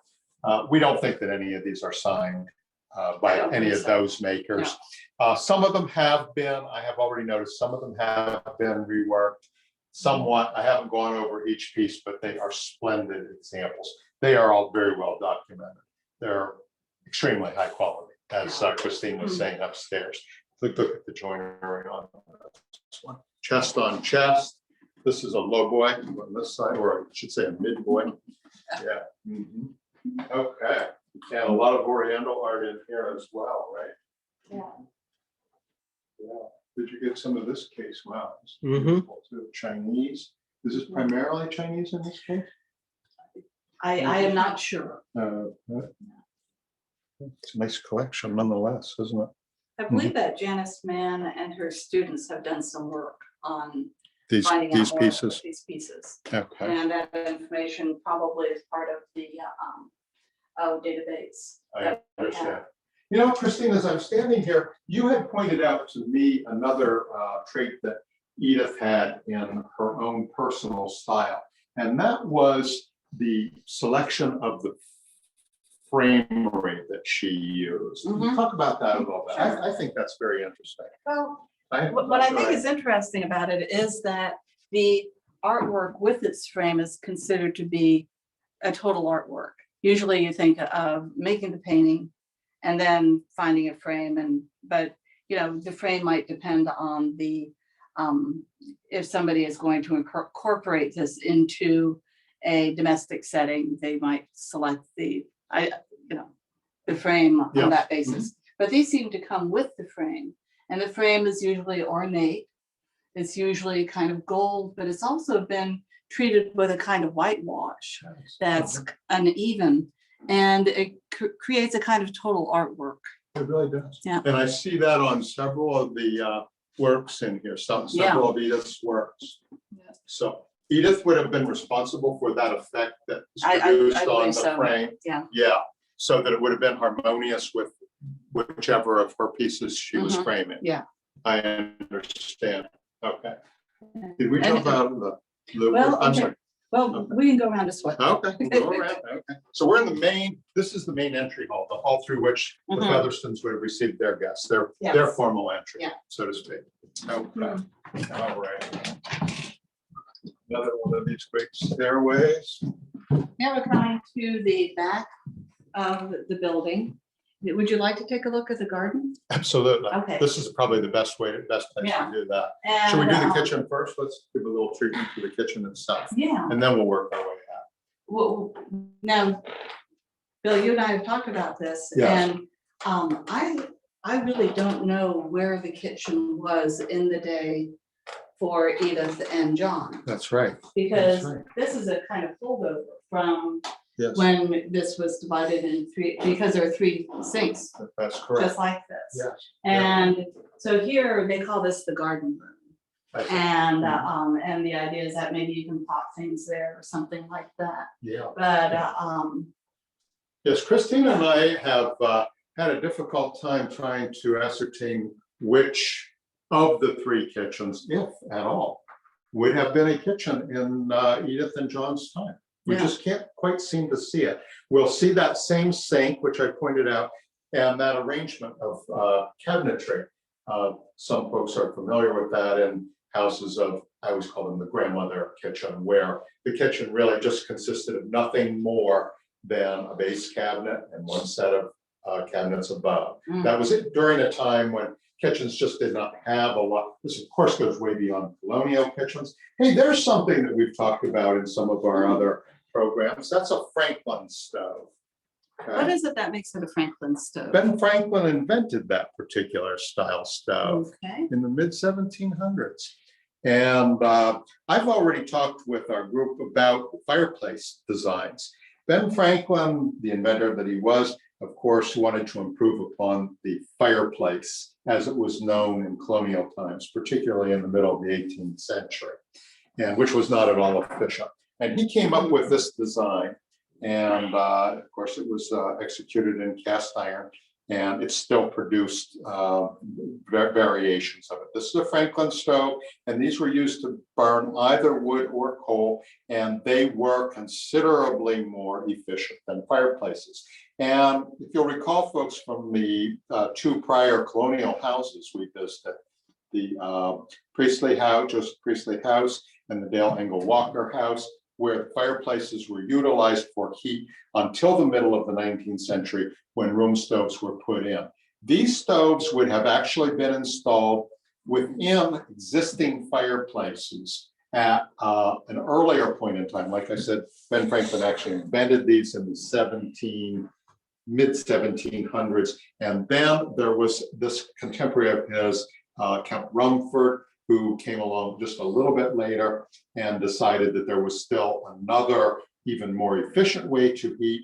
And it did not involve the purchase or the installation of this. It involved the design of the fireplace, and that's the shallow Rumford style fireplace, which I had given some treatment to before. This building has none of those. Wonderful example of the Franklin stove in here. So this is the garden room. Boy, that's an interesting table. I wonder what that is. That, I have no idea if this, I would say that's from the maybe even the post-war era. I'm not really sure. She just has, she was such an eclectic person, wasn't she? So, and it's evidenced in her garden as well. And that's where Christine is taking us right now. She created just a heck of a garden.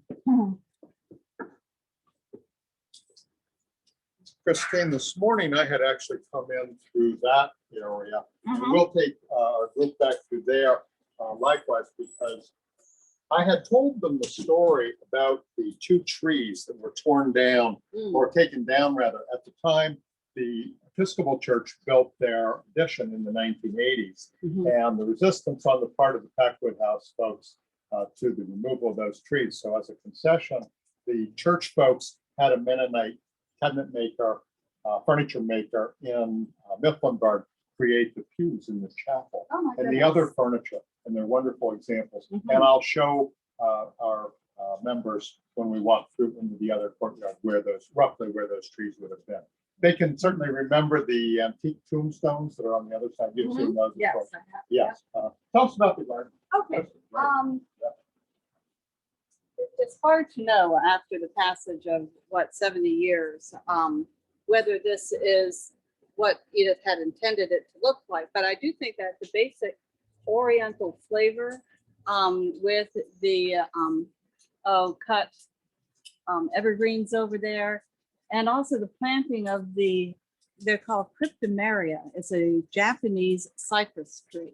Oh my God. And she planted those herself. She So did. so the Oriental flavor that you have here, the way that it's not a very planned looking garden. Right. It's Mhm.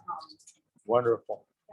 it's asymmetrical, and it's, you know, not like beds of flowers and things like that. Right. So- Are there a so pair of these cryptomeria? correct? Yes, Uh-huh. Yeah. And they're not indigenous to our area anyway? they're not. No. So she imported those and planted those in her time. Yeah. And And I'm Yes. smiling because these trees are kind of a pain in the neck because, oh gee whiz, the foliage dies and falls down in these big clumps. oh, yeah. And much larger than this. Right now it's pretty much cleaned up. But there's a lot of debris that comes from these trees that Wow. makes them inconvenient. Huh. But you know, thank goodness. Yes. These would have probably been very small, if not nearly several years old when she put them in. Yeah. probably, right? Mhm. And then we have an interesting area over here, again with a kind of Oriental, maybe Japanese feeling to it. We have a little area here. I don't know what it's for, but this is where she parked her car over here, over to the right. Hmm. Yeah, Oh, she pulled her car in. Yeah, I guess I've Mhm. forgotten about that. Nice little protected area. yeah. Yeah. And I forget what she was driving, but I imagine that it was probably pretty impressive. I'm sure it really was. Absolutely. Yeah. And I see some rocks of some different varieties there too, some nice granite, and those are not necessarily all the indigenous stones that she brought in, like everything else. Yeah. Go ahead. Yeah, It really does have an Oriental flavor, doesn't it? yeah, it This does. garden. Yeah. It's a wonderful little place. Absolutely. Of course, in the time of the various hotels that were here, which I had described before we came in, began commencing in the around 1795 with the original cavern, which we're going to be seeing momentarily. Later, subsequent owners developed this rear area into stable, which I think was demolished or burned or collapsed, something like that. Yep.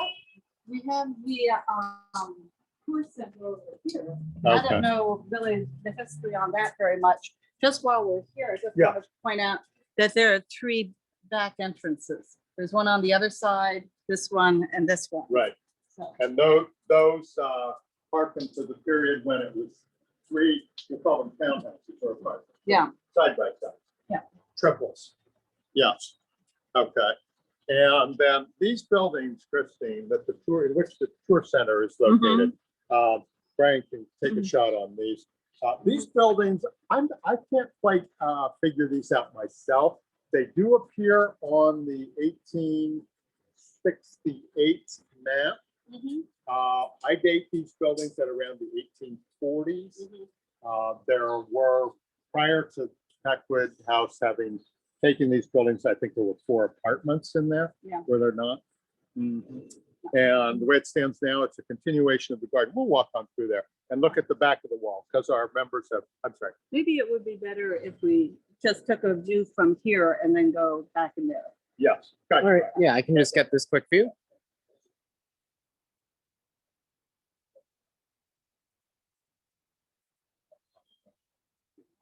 Yeah.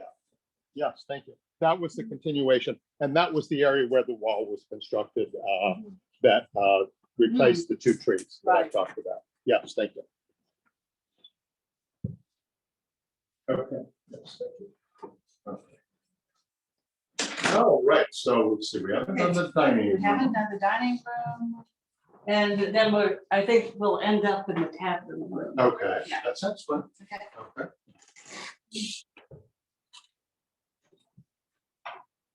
Okay, this is the Oh my. dining room, and in every room, there are little things that are kind of favorites of mine.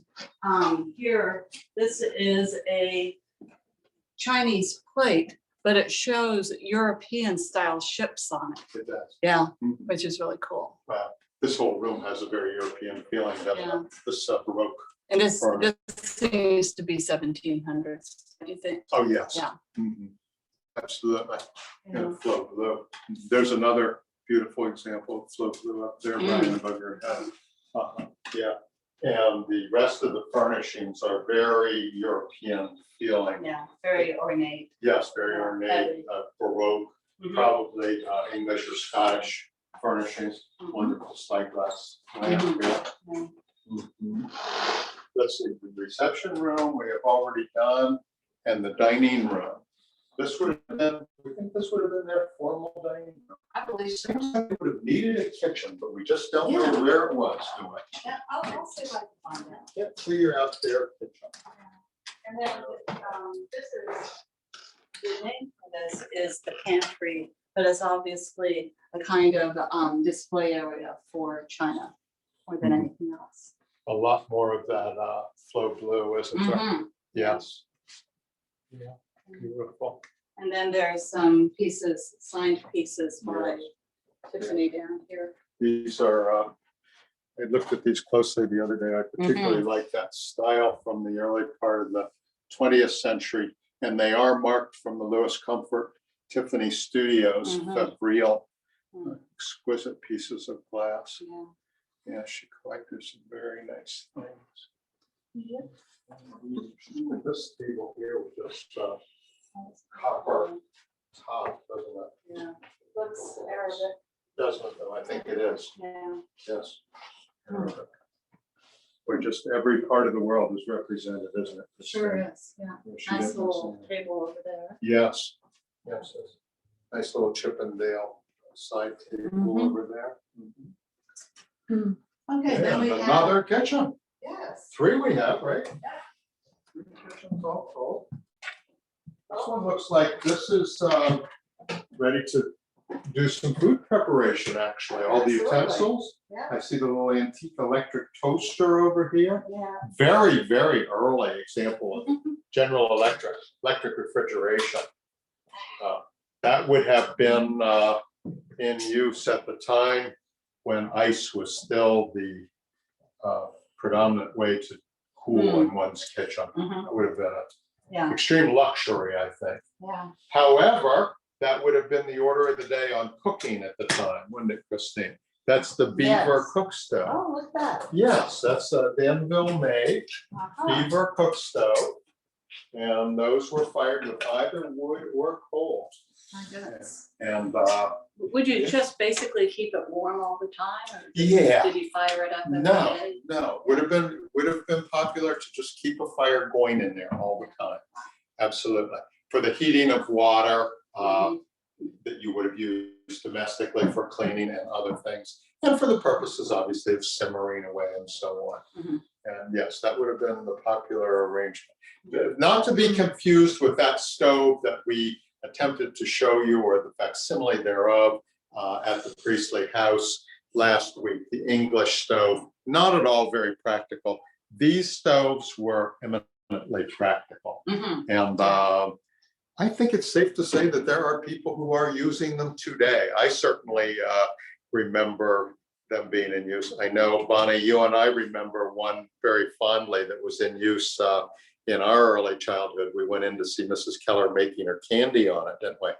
Mhm. So yes, and there again is the 1930s sink, 1920s sink. So Now, I'm just wondering here, yes, there seems to be a piece of metal then, or something here. yes, You yes, think- yes. Do you yes. think this is original To to? this location? Yeah. Yes, very Okay. possibly. Yeah. Yes, that stove is very possibly, when we say original, having been put there, before the turn of the 20th century. Yeah. And that's a piece of zinc underneath Oh, there. okay. Yes, that's a sheet of zinc underneath the stove, and that was to provide fire protection from the floorboards. Uh-huh. Simple solution to the fire protection system. I still don't think that this was a kitchen that Edith would have used or had her help repair. Yeah. We just don't know. Yeah. She's here till 1972. Maybe. Yeah. Let's see. Right. It might be a sample. So we'll move on back to the portrait hall, back through.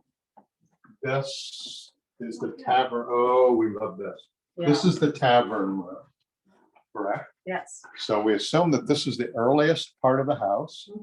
And I think that fireplace is what is shown in the, you can see the chimney Yes, of this fireplace and the drawing that we saw at the very beginning. right.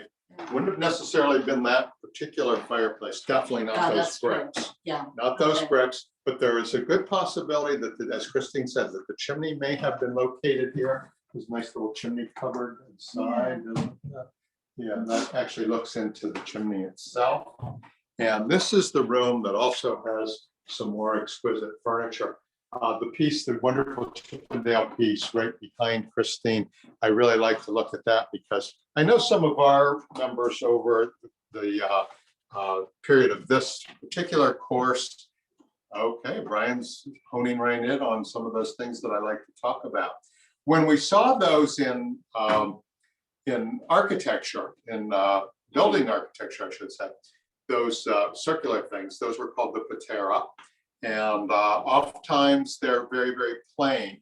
We'll spin around and we'll look at a plain one. In this specific instance, they're very ornate. And there you've got the shell. See, oh, you're zooming in on the shell. And that's got an interesting motif contained within it. That's the anthemion. And that would be the centerpiece of the shell. And those are the facsimile or the replication of the bound palm leaves. Anthemion. Look at the nice flamed finials on there, Brian. And wonderful batwing brasses as well.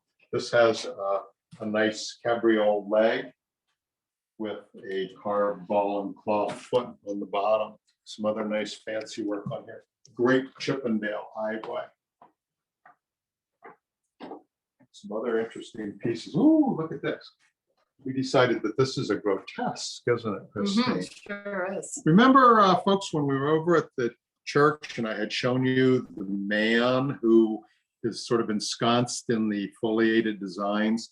I stopped shy of calling him a grotesque. I used to, but he's not. He's a green man. This is not. This is a mythical animal figure, maybe bearing some likeness to a human. Yeah. Grotesque nonetheless. Okay. And another similar decorative foliated motif beneath. Probably an English or a Scottish piece of furniture.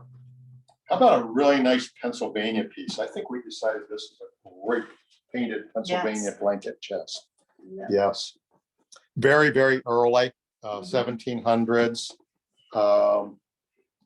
Some say it could have been German, but I like to think that it was made in Pennsylvania. It's pretty much original. We see that it's got a couple of things going on here, some added moldings on top. These are the types of chests that would have been made in this valley, or more prominently in this region. They would have been made a bit south of here in the Lichens or the Mahatongo Valley. Very, very prominent. And then the Shrek that we're looking at over here, we've already determined that this is of Swiss origin, haven't we, Christine? Yes. And it is dated 1779. Okay. Yeah. And that's a Swiss painted piece. Yeah. Probably, Christine, I would think that the difference between the Swiss or the German pieces and the Pennsylvania Dutch or Pennsylvania German pieces, the European ones would have been a little bit more intricate, a little more elaborate. Yes. Yeah, I think you're Would right. that be safe to say? I think so. Yeah, I think so as well. Great corner cupboards in there. Boy, there's another nice cupboard over there. I think that is also probably English or maybe Scottish. That's in oak, and that's got a lot of those architectural devices that we talked about. Also, it has a nice OG molding on the top with a stylized acanthus leaf, and then a shell beneath that in the little frieze, and a nicely interwoven lattice work, all Yeah, carved nicely in done. oak. Yeah. And then, let's see, we looked at there was a motif that I wanted to show Christine that has the grapes in it. Yeah. That's over here. Okay, I just want to Yes, point I'm out one sorry. thing. Sorry. With the Gotta carry cupboard it that away. you have right there in front of you, Mhm. Matthew. I just want to point out the sort of oriental flavor to the decoration. And that probably dates this to just either right before or soon after 1900. I think so. Yeah. Mhm. Yeah. I think that you can Bill. see that. Yes. Bill, it's Bonnie. Oh, hi. Just where Brian is right now, you said that was, you thought, a Scottish piece. And I think that rose is known as the Edinburgh rose, which Macintosh made very, very famous in the arts and crafts movement in Edinburgh, Scotland at that Right. time period. Okay. Thank you. Yeah, Christine had pointed out the other day that she thought that it was evocative of the arts and crafts period as well. Yeah, yeah. And I thank you for reminding me, Bonnie. As you know, most of my familiarity with arts and crafts is American, but the English and the Scottish version was more ornate. So Yes. it probably is diagnostic of that period. Yeah. I would definitely say so. I'll show you the interior of that cabinet. Also, the Scottish rose. Is that this one right here? The Edinburgh rose. Edinburgh rose, right Mhm. there. Yes, Yeah. Okay. And he used that motif on a lot of his work. Mhm. great. Thank you very much. I'll remember that. The other things I was trying to think of, when you see these linear foliated designs, they typically carry a couple of different names. I had pointed them out architecturally. And if you look this word up, the Rinsau, it will show you some various different motifs, but it could look like this, where there's sort of an elongated, foliated design motif. This interwoven lattice, I showed you this motif on the Matlack Mansion on 2nd Street in Lewisburg. Very rare to see this motif architecturally. There are a couple of other architectural features that I did want to point out on here. Here's one that I just love to say the word, the galoche or the galouche. I've shown it to you on 2 occasions in the Presbyterian church in the frieze. And also I have shown it to you in the fireplace in the Betty Cookhouse. It's used very, very infrequently. It's the intertwined motif, the galoche. Okay. And where do we see the grapes? That's the other one I love, right on the crest of this cabinet over here. This is one that may be seen in architecture as well. And that would be called, in architecture, that would be called a vignette or a trail, Trayle, where you've got the foliated design with the clusters of grapes. Oh, Brian, there's that wonderful shot of 1884 Lewisburg over there. Oh, yeah. That's the one. Everybody loves to look at that. And it's so accurate, so nicely done, that perspective of Lewisburg. And we picked out all the houses. We can even see the Packwood house. We can go down along the river where we were standing earlier this morning. If I may point a few of these things out. Yes. Yes, thank you, Brian. I had shown this before, had I, Heather? I don't believe so. This map I'm referring to. So we were standing at the water tower base. This was made, Christine, what do you call this type of a drawing up, this type of perspective? Oh, Does this have a golly. name? I would just say an aerial view. Okay. I am not sure. Okay, I'm not either. I know everybody likes Bird's eye view, maybe. bird's eye view. Yeah. Okay, yes, of course. People like to refer to it. It is from 1884. This is a nice example. A lot of people, probably some of our members, have this in a more condensed version, but it's quite accurate. We were down here a little bit earlier in the day. We were standing at the base of this bridge. This was the bridge that was extant until 1912, when the Pratt Truss Bridge was built in its place atop these granite piers. So you've already seen that area. This was the area on the riverside. I told you it wasn't particularly well developed. By 1884, there were a few buildings along here, maybe like warehouses, some house type buildings and so on. No, I'm too far out. I'm sorry, folks. Here's the water tower, one of them. The second one was built about 3 years later, and this was the pumping station. And this is Christine and Philip's house right here, if you'll recall, with the wharf. And here's the dam, which provided the slack water for the canal packets to cross the river to the Lewisburg side. It was another one of those. Originally, it was an impediment to the growth of Lewisburg. And with the construction of the Crosscut Canal in 1833, it opened up Lewisburg to boat building, all this manufacturing that was taking place. And this was when we really started to come alive. Great shot. We'll try to get this out to our folks in some other form, maybe digitally at some point. Go ahead, Christine. Oh, I was just thinking the opera Yes. is up there somewhere. Yes. Right. Would you like me to point that out? Yeah. Yeah. I guess See maybe it it's there? that. Yes, Okay. that's right. Christine is pointing out the Opera House, built in 1869 by Mr. Cool. Schwartz. And it did unfortunately burned in 1908. Mhm. And there's just one little tiny remnant of it left at this point in time. That is the extent of it. Yeah, so we're in the tavern room. We've seen the beams that, once again, these have been exposed in a little bit different fashion, not original to the house necessarily. This part of the building may have been reconstructed somewhat. These are sawn. Here you can look at some original timbers right there, Brian, above my head. Oh, yeah.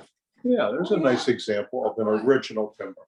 Yeah, probably part of that original construction, which we were showing you when we first came in, and Christine was explaining the exposed wall. That could very well have been one of the members. That piece, you like to talk about that mirror over there. That's a good example of the tramp art. Yeah. Tramp art, which was popular in the 20s probably in this country, I right? think you might know more about it than I do, but very intricate. It is. And why are they using these particular pieces? Not really sure. What are those pieces? Oh, yeah, Do that's we what I even was know? wondering. I think the legend is that the hobos at the time, correct? And That's they were my creating understanding, this yeah. from various different bits and pieces of materials that they were finding. But I am not sure of what these little things are. I do not know what these tiny pieces are. But this one is just a particularly intricate example of tramp art. I think nearly everyone has seen it, but generally in a more crude or rudimentary style. Yeah, I Which think is you're that? right. Yeah. Absolutely, yeah. Just a room with just with a lot of stuff. There's the example of the Sheridan. I did talk about the Chippendale style. That's the Sheridan. And then over here is a style of furniture that we have not gotten into before. I could just make mention of it. This would be the Jacobean or the William and Mary style that would predate both of those English or all three of those English styles, correct? And maybe I'll just say a couple of words about these two portraits. Here we have George Miller, the Honorable George Miller, and his wife Bridget.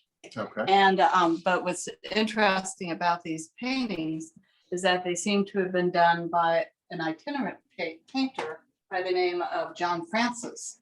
And these paintings, in the case of the one of Mr. Miller, that looks pretty good, but there seems to be an odd disconnect between the head of the woman and the torso. Okay. And what the painter did to do things as efficiently as possible is to have had painted already the torso and the background and so forth, and then he would do the head according to the sitter. So if it were a blonde woman, it would be a blonde woman sitting there and et cetera. And that, I guess, Mrs. Miller was obviously a dark-haired woman. Yes. Now, is And- this Mr. Miller, the prominent attorney here in Lewisburg? I believe so, yeah. Yes, yes.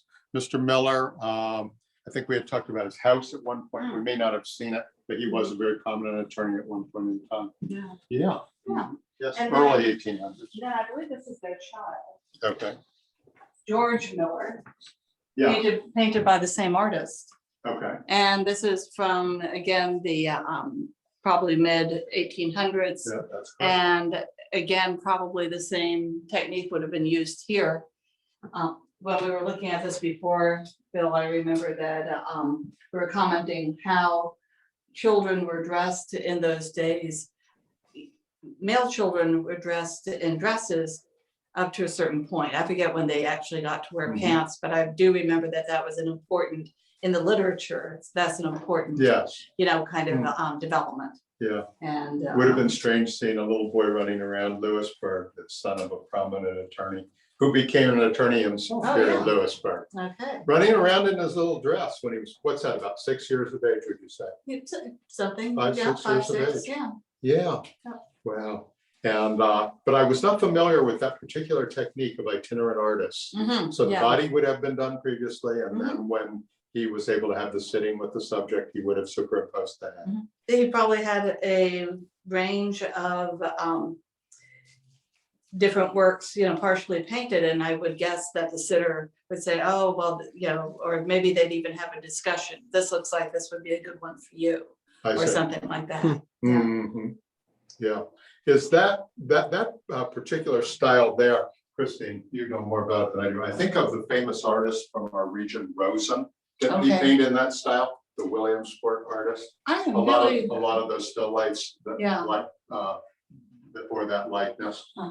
Were you familiar with that? no. No. Okay. Not my thing. Rose. Yeah. Yeah, no, you go back a little further than Rose. Right. Yeah, okay. What about It this? makes me I'm sorry. think of Caravaggio, but. Oh, okay.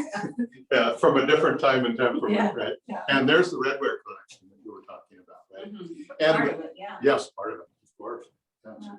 And great example of crockery. Probably a lot of that stuff, I would say, Christine, is locally made. Yeah. Wouldn't you? Particularly the jugs, Mhm. the crocks and the jugs very well had been made locally, as well as the pots and the dishes. Yeah. Probably locally made also. The same grandma's kitchen arrangement exactly in all three kitchens. I'm referring to just the very simple board and batten style of doors on the upper cabinets, sink with the drain board. They're triplets. I think they're all exactly the same. They were probably all put in at the same time. Put in when it was made into three individual units. Yeah. Correct? Yep, sounds right to me. How are we doing? Are we getting through this house pretty well? I think we're getting just about Okay. there. Yeah, we're So, just about we're at 3 just o'clock. about Right on time. Yeah. Well, let's see. Let's just come to some sort of conclusion here. Should we open it up to a few questions? Yeah, if anyone has any Let's questions have- for open it up. Bill, Christine, anybody, Yeah. go ahead and let us Questions? We know. have a couple minutes left. They can, Heather, they can unmute if they would like. Yes, I don't think- please. What's that? Oh, she was just I letting them was know just that. saying, yes, please, folks, unmute yourselves and, any comments, any requests of Brian to zoom in on anything, any questions for Christine or Bill? If I can just say a few words, I think we've really, I hope that we've excited some interest in Packwood House and the really incredible variety of types of objects, craft works, art objects, etc., that we have here. And unfortunately, at this point, the museum is closed to the public because of COVID.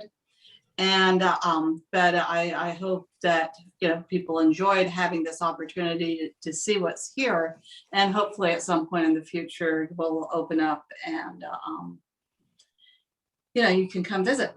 But you can see why visits do have to be done with a guided tour, because people might get lost. And, and also there's just so many things out, you know, without display cases and things like that. So, Yeah. But anyway, I really appreciate your interest. Let's see. I'm involved with the board of directors is kind of my role, but I started being involved with Packwood House when I was a professor of art history at Lewisburg, and I had students who had internships here, and that's how I started getting involved. Hi there. Are you gonna lock everything up? Or? Yeah, I'll lock everything up. Okay. Okay, All sorry right. about that. Yeah, that's okay. Yeah, and let's see, and since I retired in 2013, you know, it gave me more opportunity to be involved with this institution. Yes, indeed. Yeah. Thank you very much, Christine. It was fascinating. Yeah, thank you. Yeah, absolutely. We do have one question. It's about the wall and the trees that we mentioned earlier. Do we want to go see those real quick before we cap off? Or No, we're not going to do that. we're not going to be able to? No, not really. We saw it from the other side, so that Okay. particular area is closed off. Okay. Linda, if you have a specific question about that wall and trees, you can, she just said, what about the wall and the trees? So Yeah. I'm sure. Right, I'll try to address that. As when we were in the garden and then Brian took a peek through the I'm going to call it the rear or the north of the garden wall into another enclosed courtyard. That would be the courtyard, the paved courtyard, brick paved courtyard, directly behind what is now the visitor center. And the portion of the wall that would have been to our left as we peered through, or to the west, that was the portion that was actually on the church property. And when they had the desire to do their addition in the 1980s, they wanted to put that wall in as the division between the two uses. And there were two trees that were on their property, and the Packwood folks very much would have liked to have seen those stay. Unfortunately, with the erection of the wall, the trees had to be taken down, and the trees were recreated in the form of the pews and the furniture in the chapel, which we showed you on the first tour. So there's no evidence of that. Okay, I will take another question or so, but I certainly want to take an opportunity in 1 minute, if I can do that, just to thank everybody for coming along. I hope that you folks have had a good time throughout the weeks. I know that in some cases we had a little bit of a rocky start. Brian and I are already conjuring up some ways, incidentally, that we're going to give you a little bit of additional bonus. We called this the bonus session, but we've got some things that we think we skipped over. We know how to put these in the form of recording. So members, please watch your email. Heather will be, of course, instructing you as to things that may be coming out. Brian and I are coming up with some ideas of some things that we might be able to pass on. My thanks to everyone for coming. In absentia, my thanks to those hosts and hostesses who were not here. And on this particular occasion, my most special thanks to Christine. Oh, thank you. Christine and I have really, we actually began talking about this well over a year ago. We've become good friends in that period of time. We've obviously had the opportunity to go to her house, and this was just an extraordinary experience to be able to come through here. Yeah. Chris, you made my program. If there was anything to it, you did it for me. This Thanks was a again, everybody. How about more fantastic questions? finale. Thank you, Chris. Thank you so much. I did just get the alert too of low battery on the phone. That's what made the noise Another there that people may have question or heard. So if we have one or two more questions real quick, we can take them. But otherwise, I think that's going to be a wrap. Okay. Everyone, thank you for coming today. If you were able to add, and you can always email me or Bill directly with anything that you think of. And we hope to get portions of these videos up on YouTube for you to watch even after this class is over. So, and you're getting thank yous through the chat. So thank you, everybody. Yeah, thank you. Thanks. All right. Thanks, I'll everybody. talk to you later. And Okay, great. thank you, Bill and Brian and Heather as well. Great work. Thanks, bye. Yeah. All right. Okay, bye-bye, folks. Bye, See you. everyone. Yeah, thank you. Bye. Bye.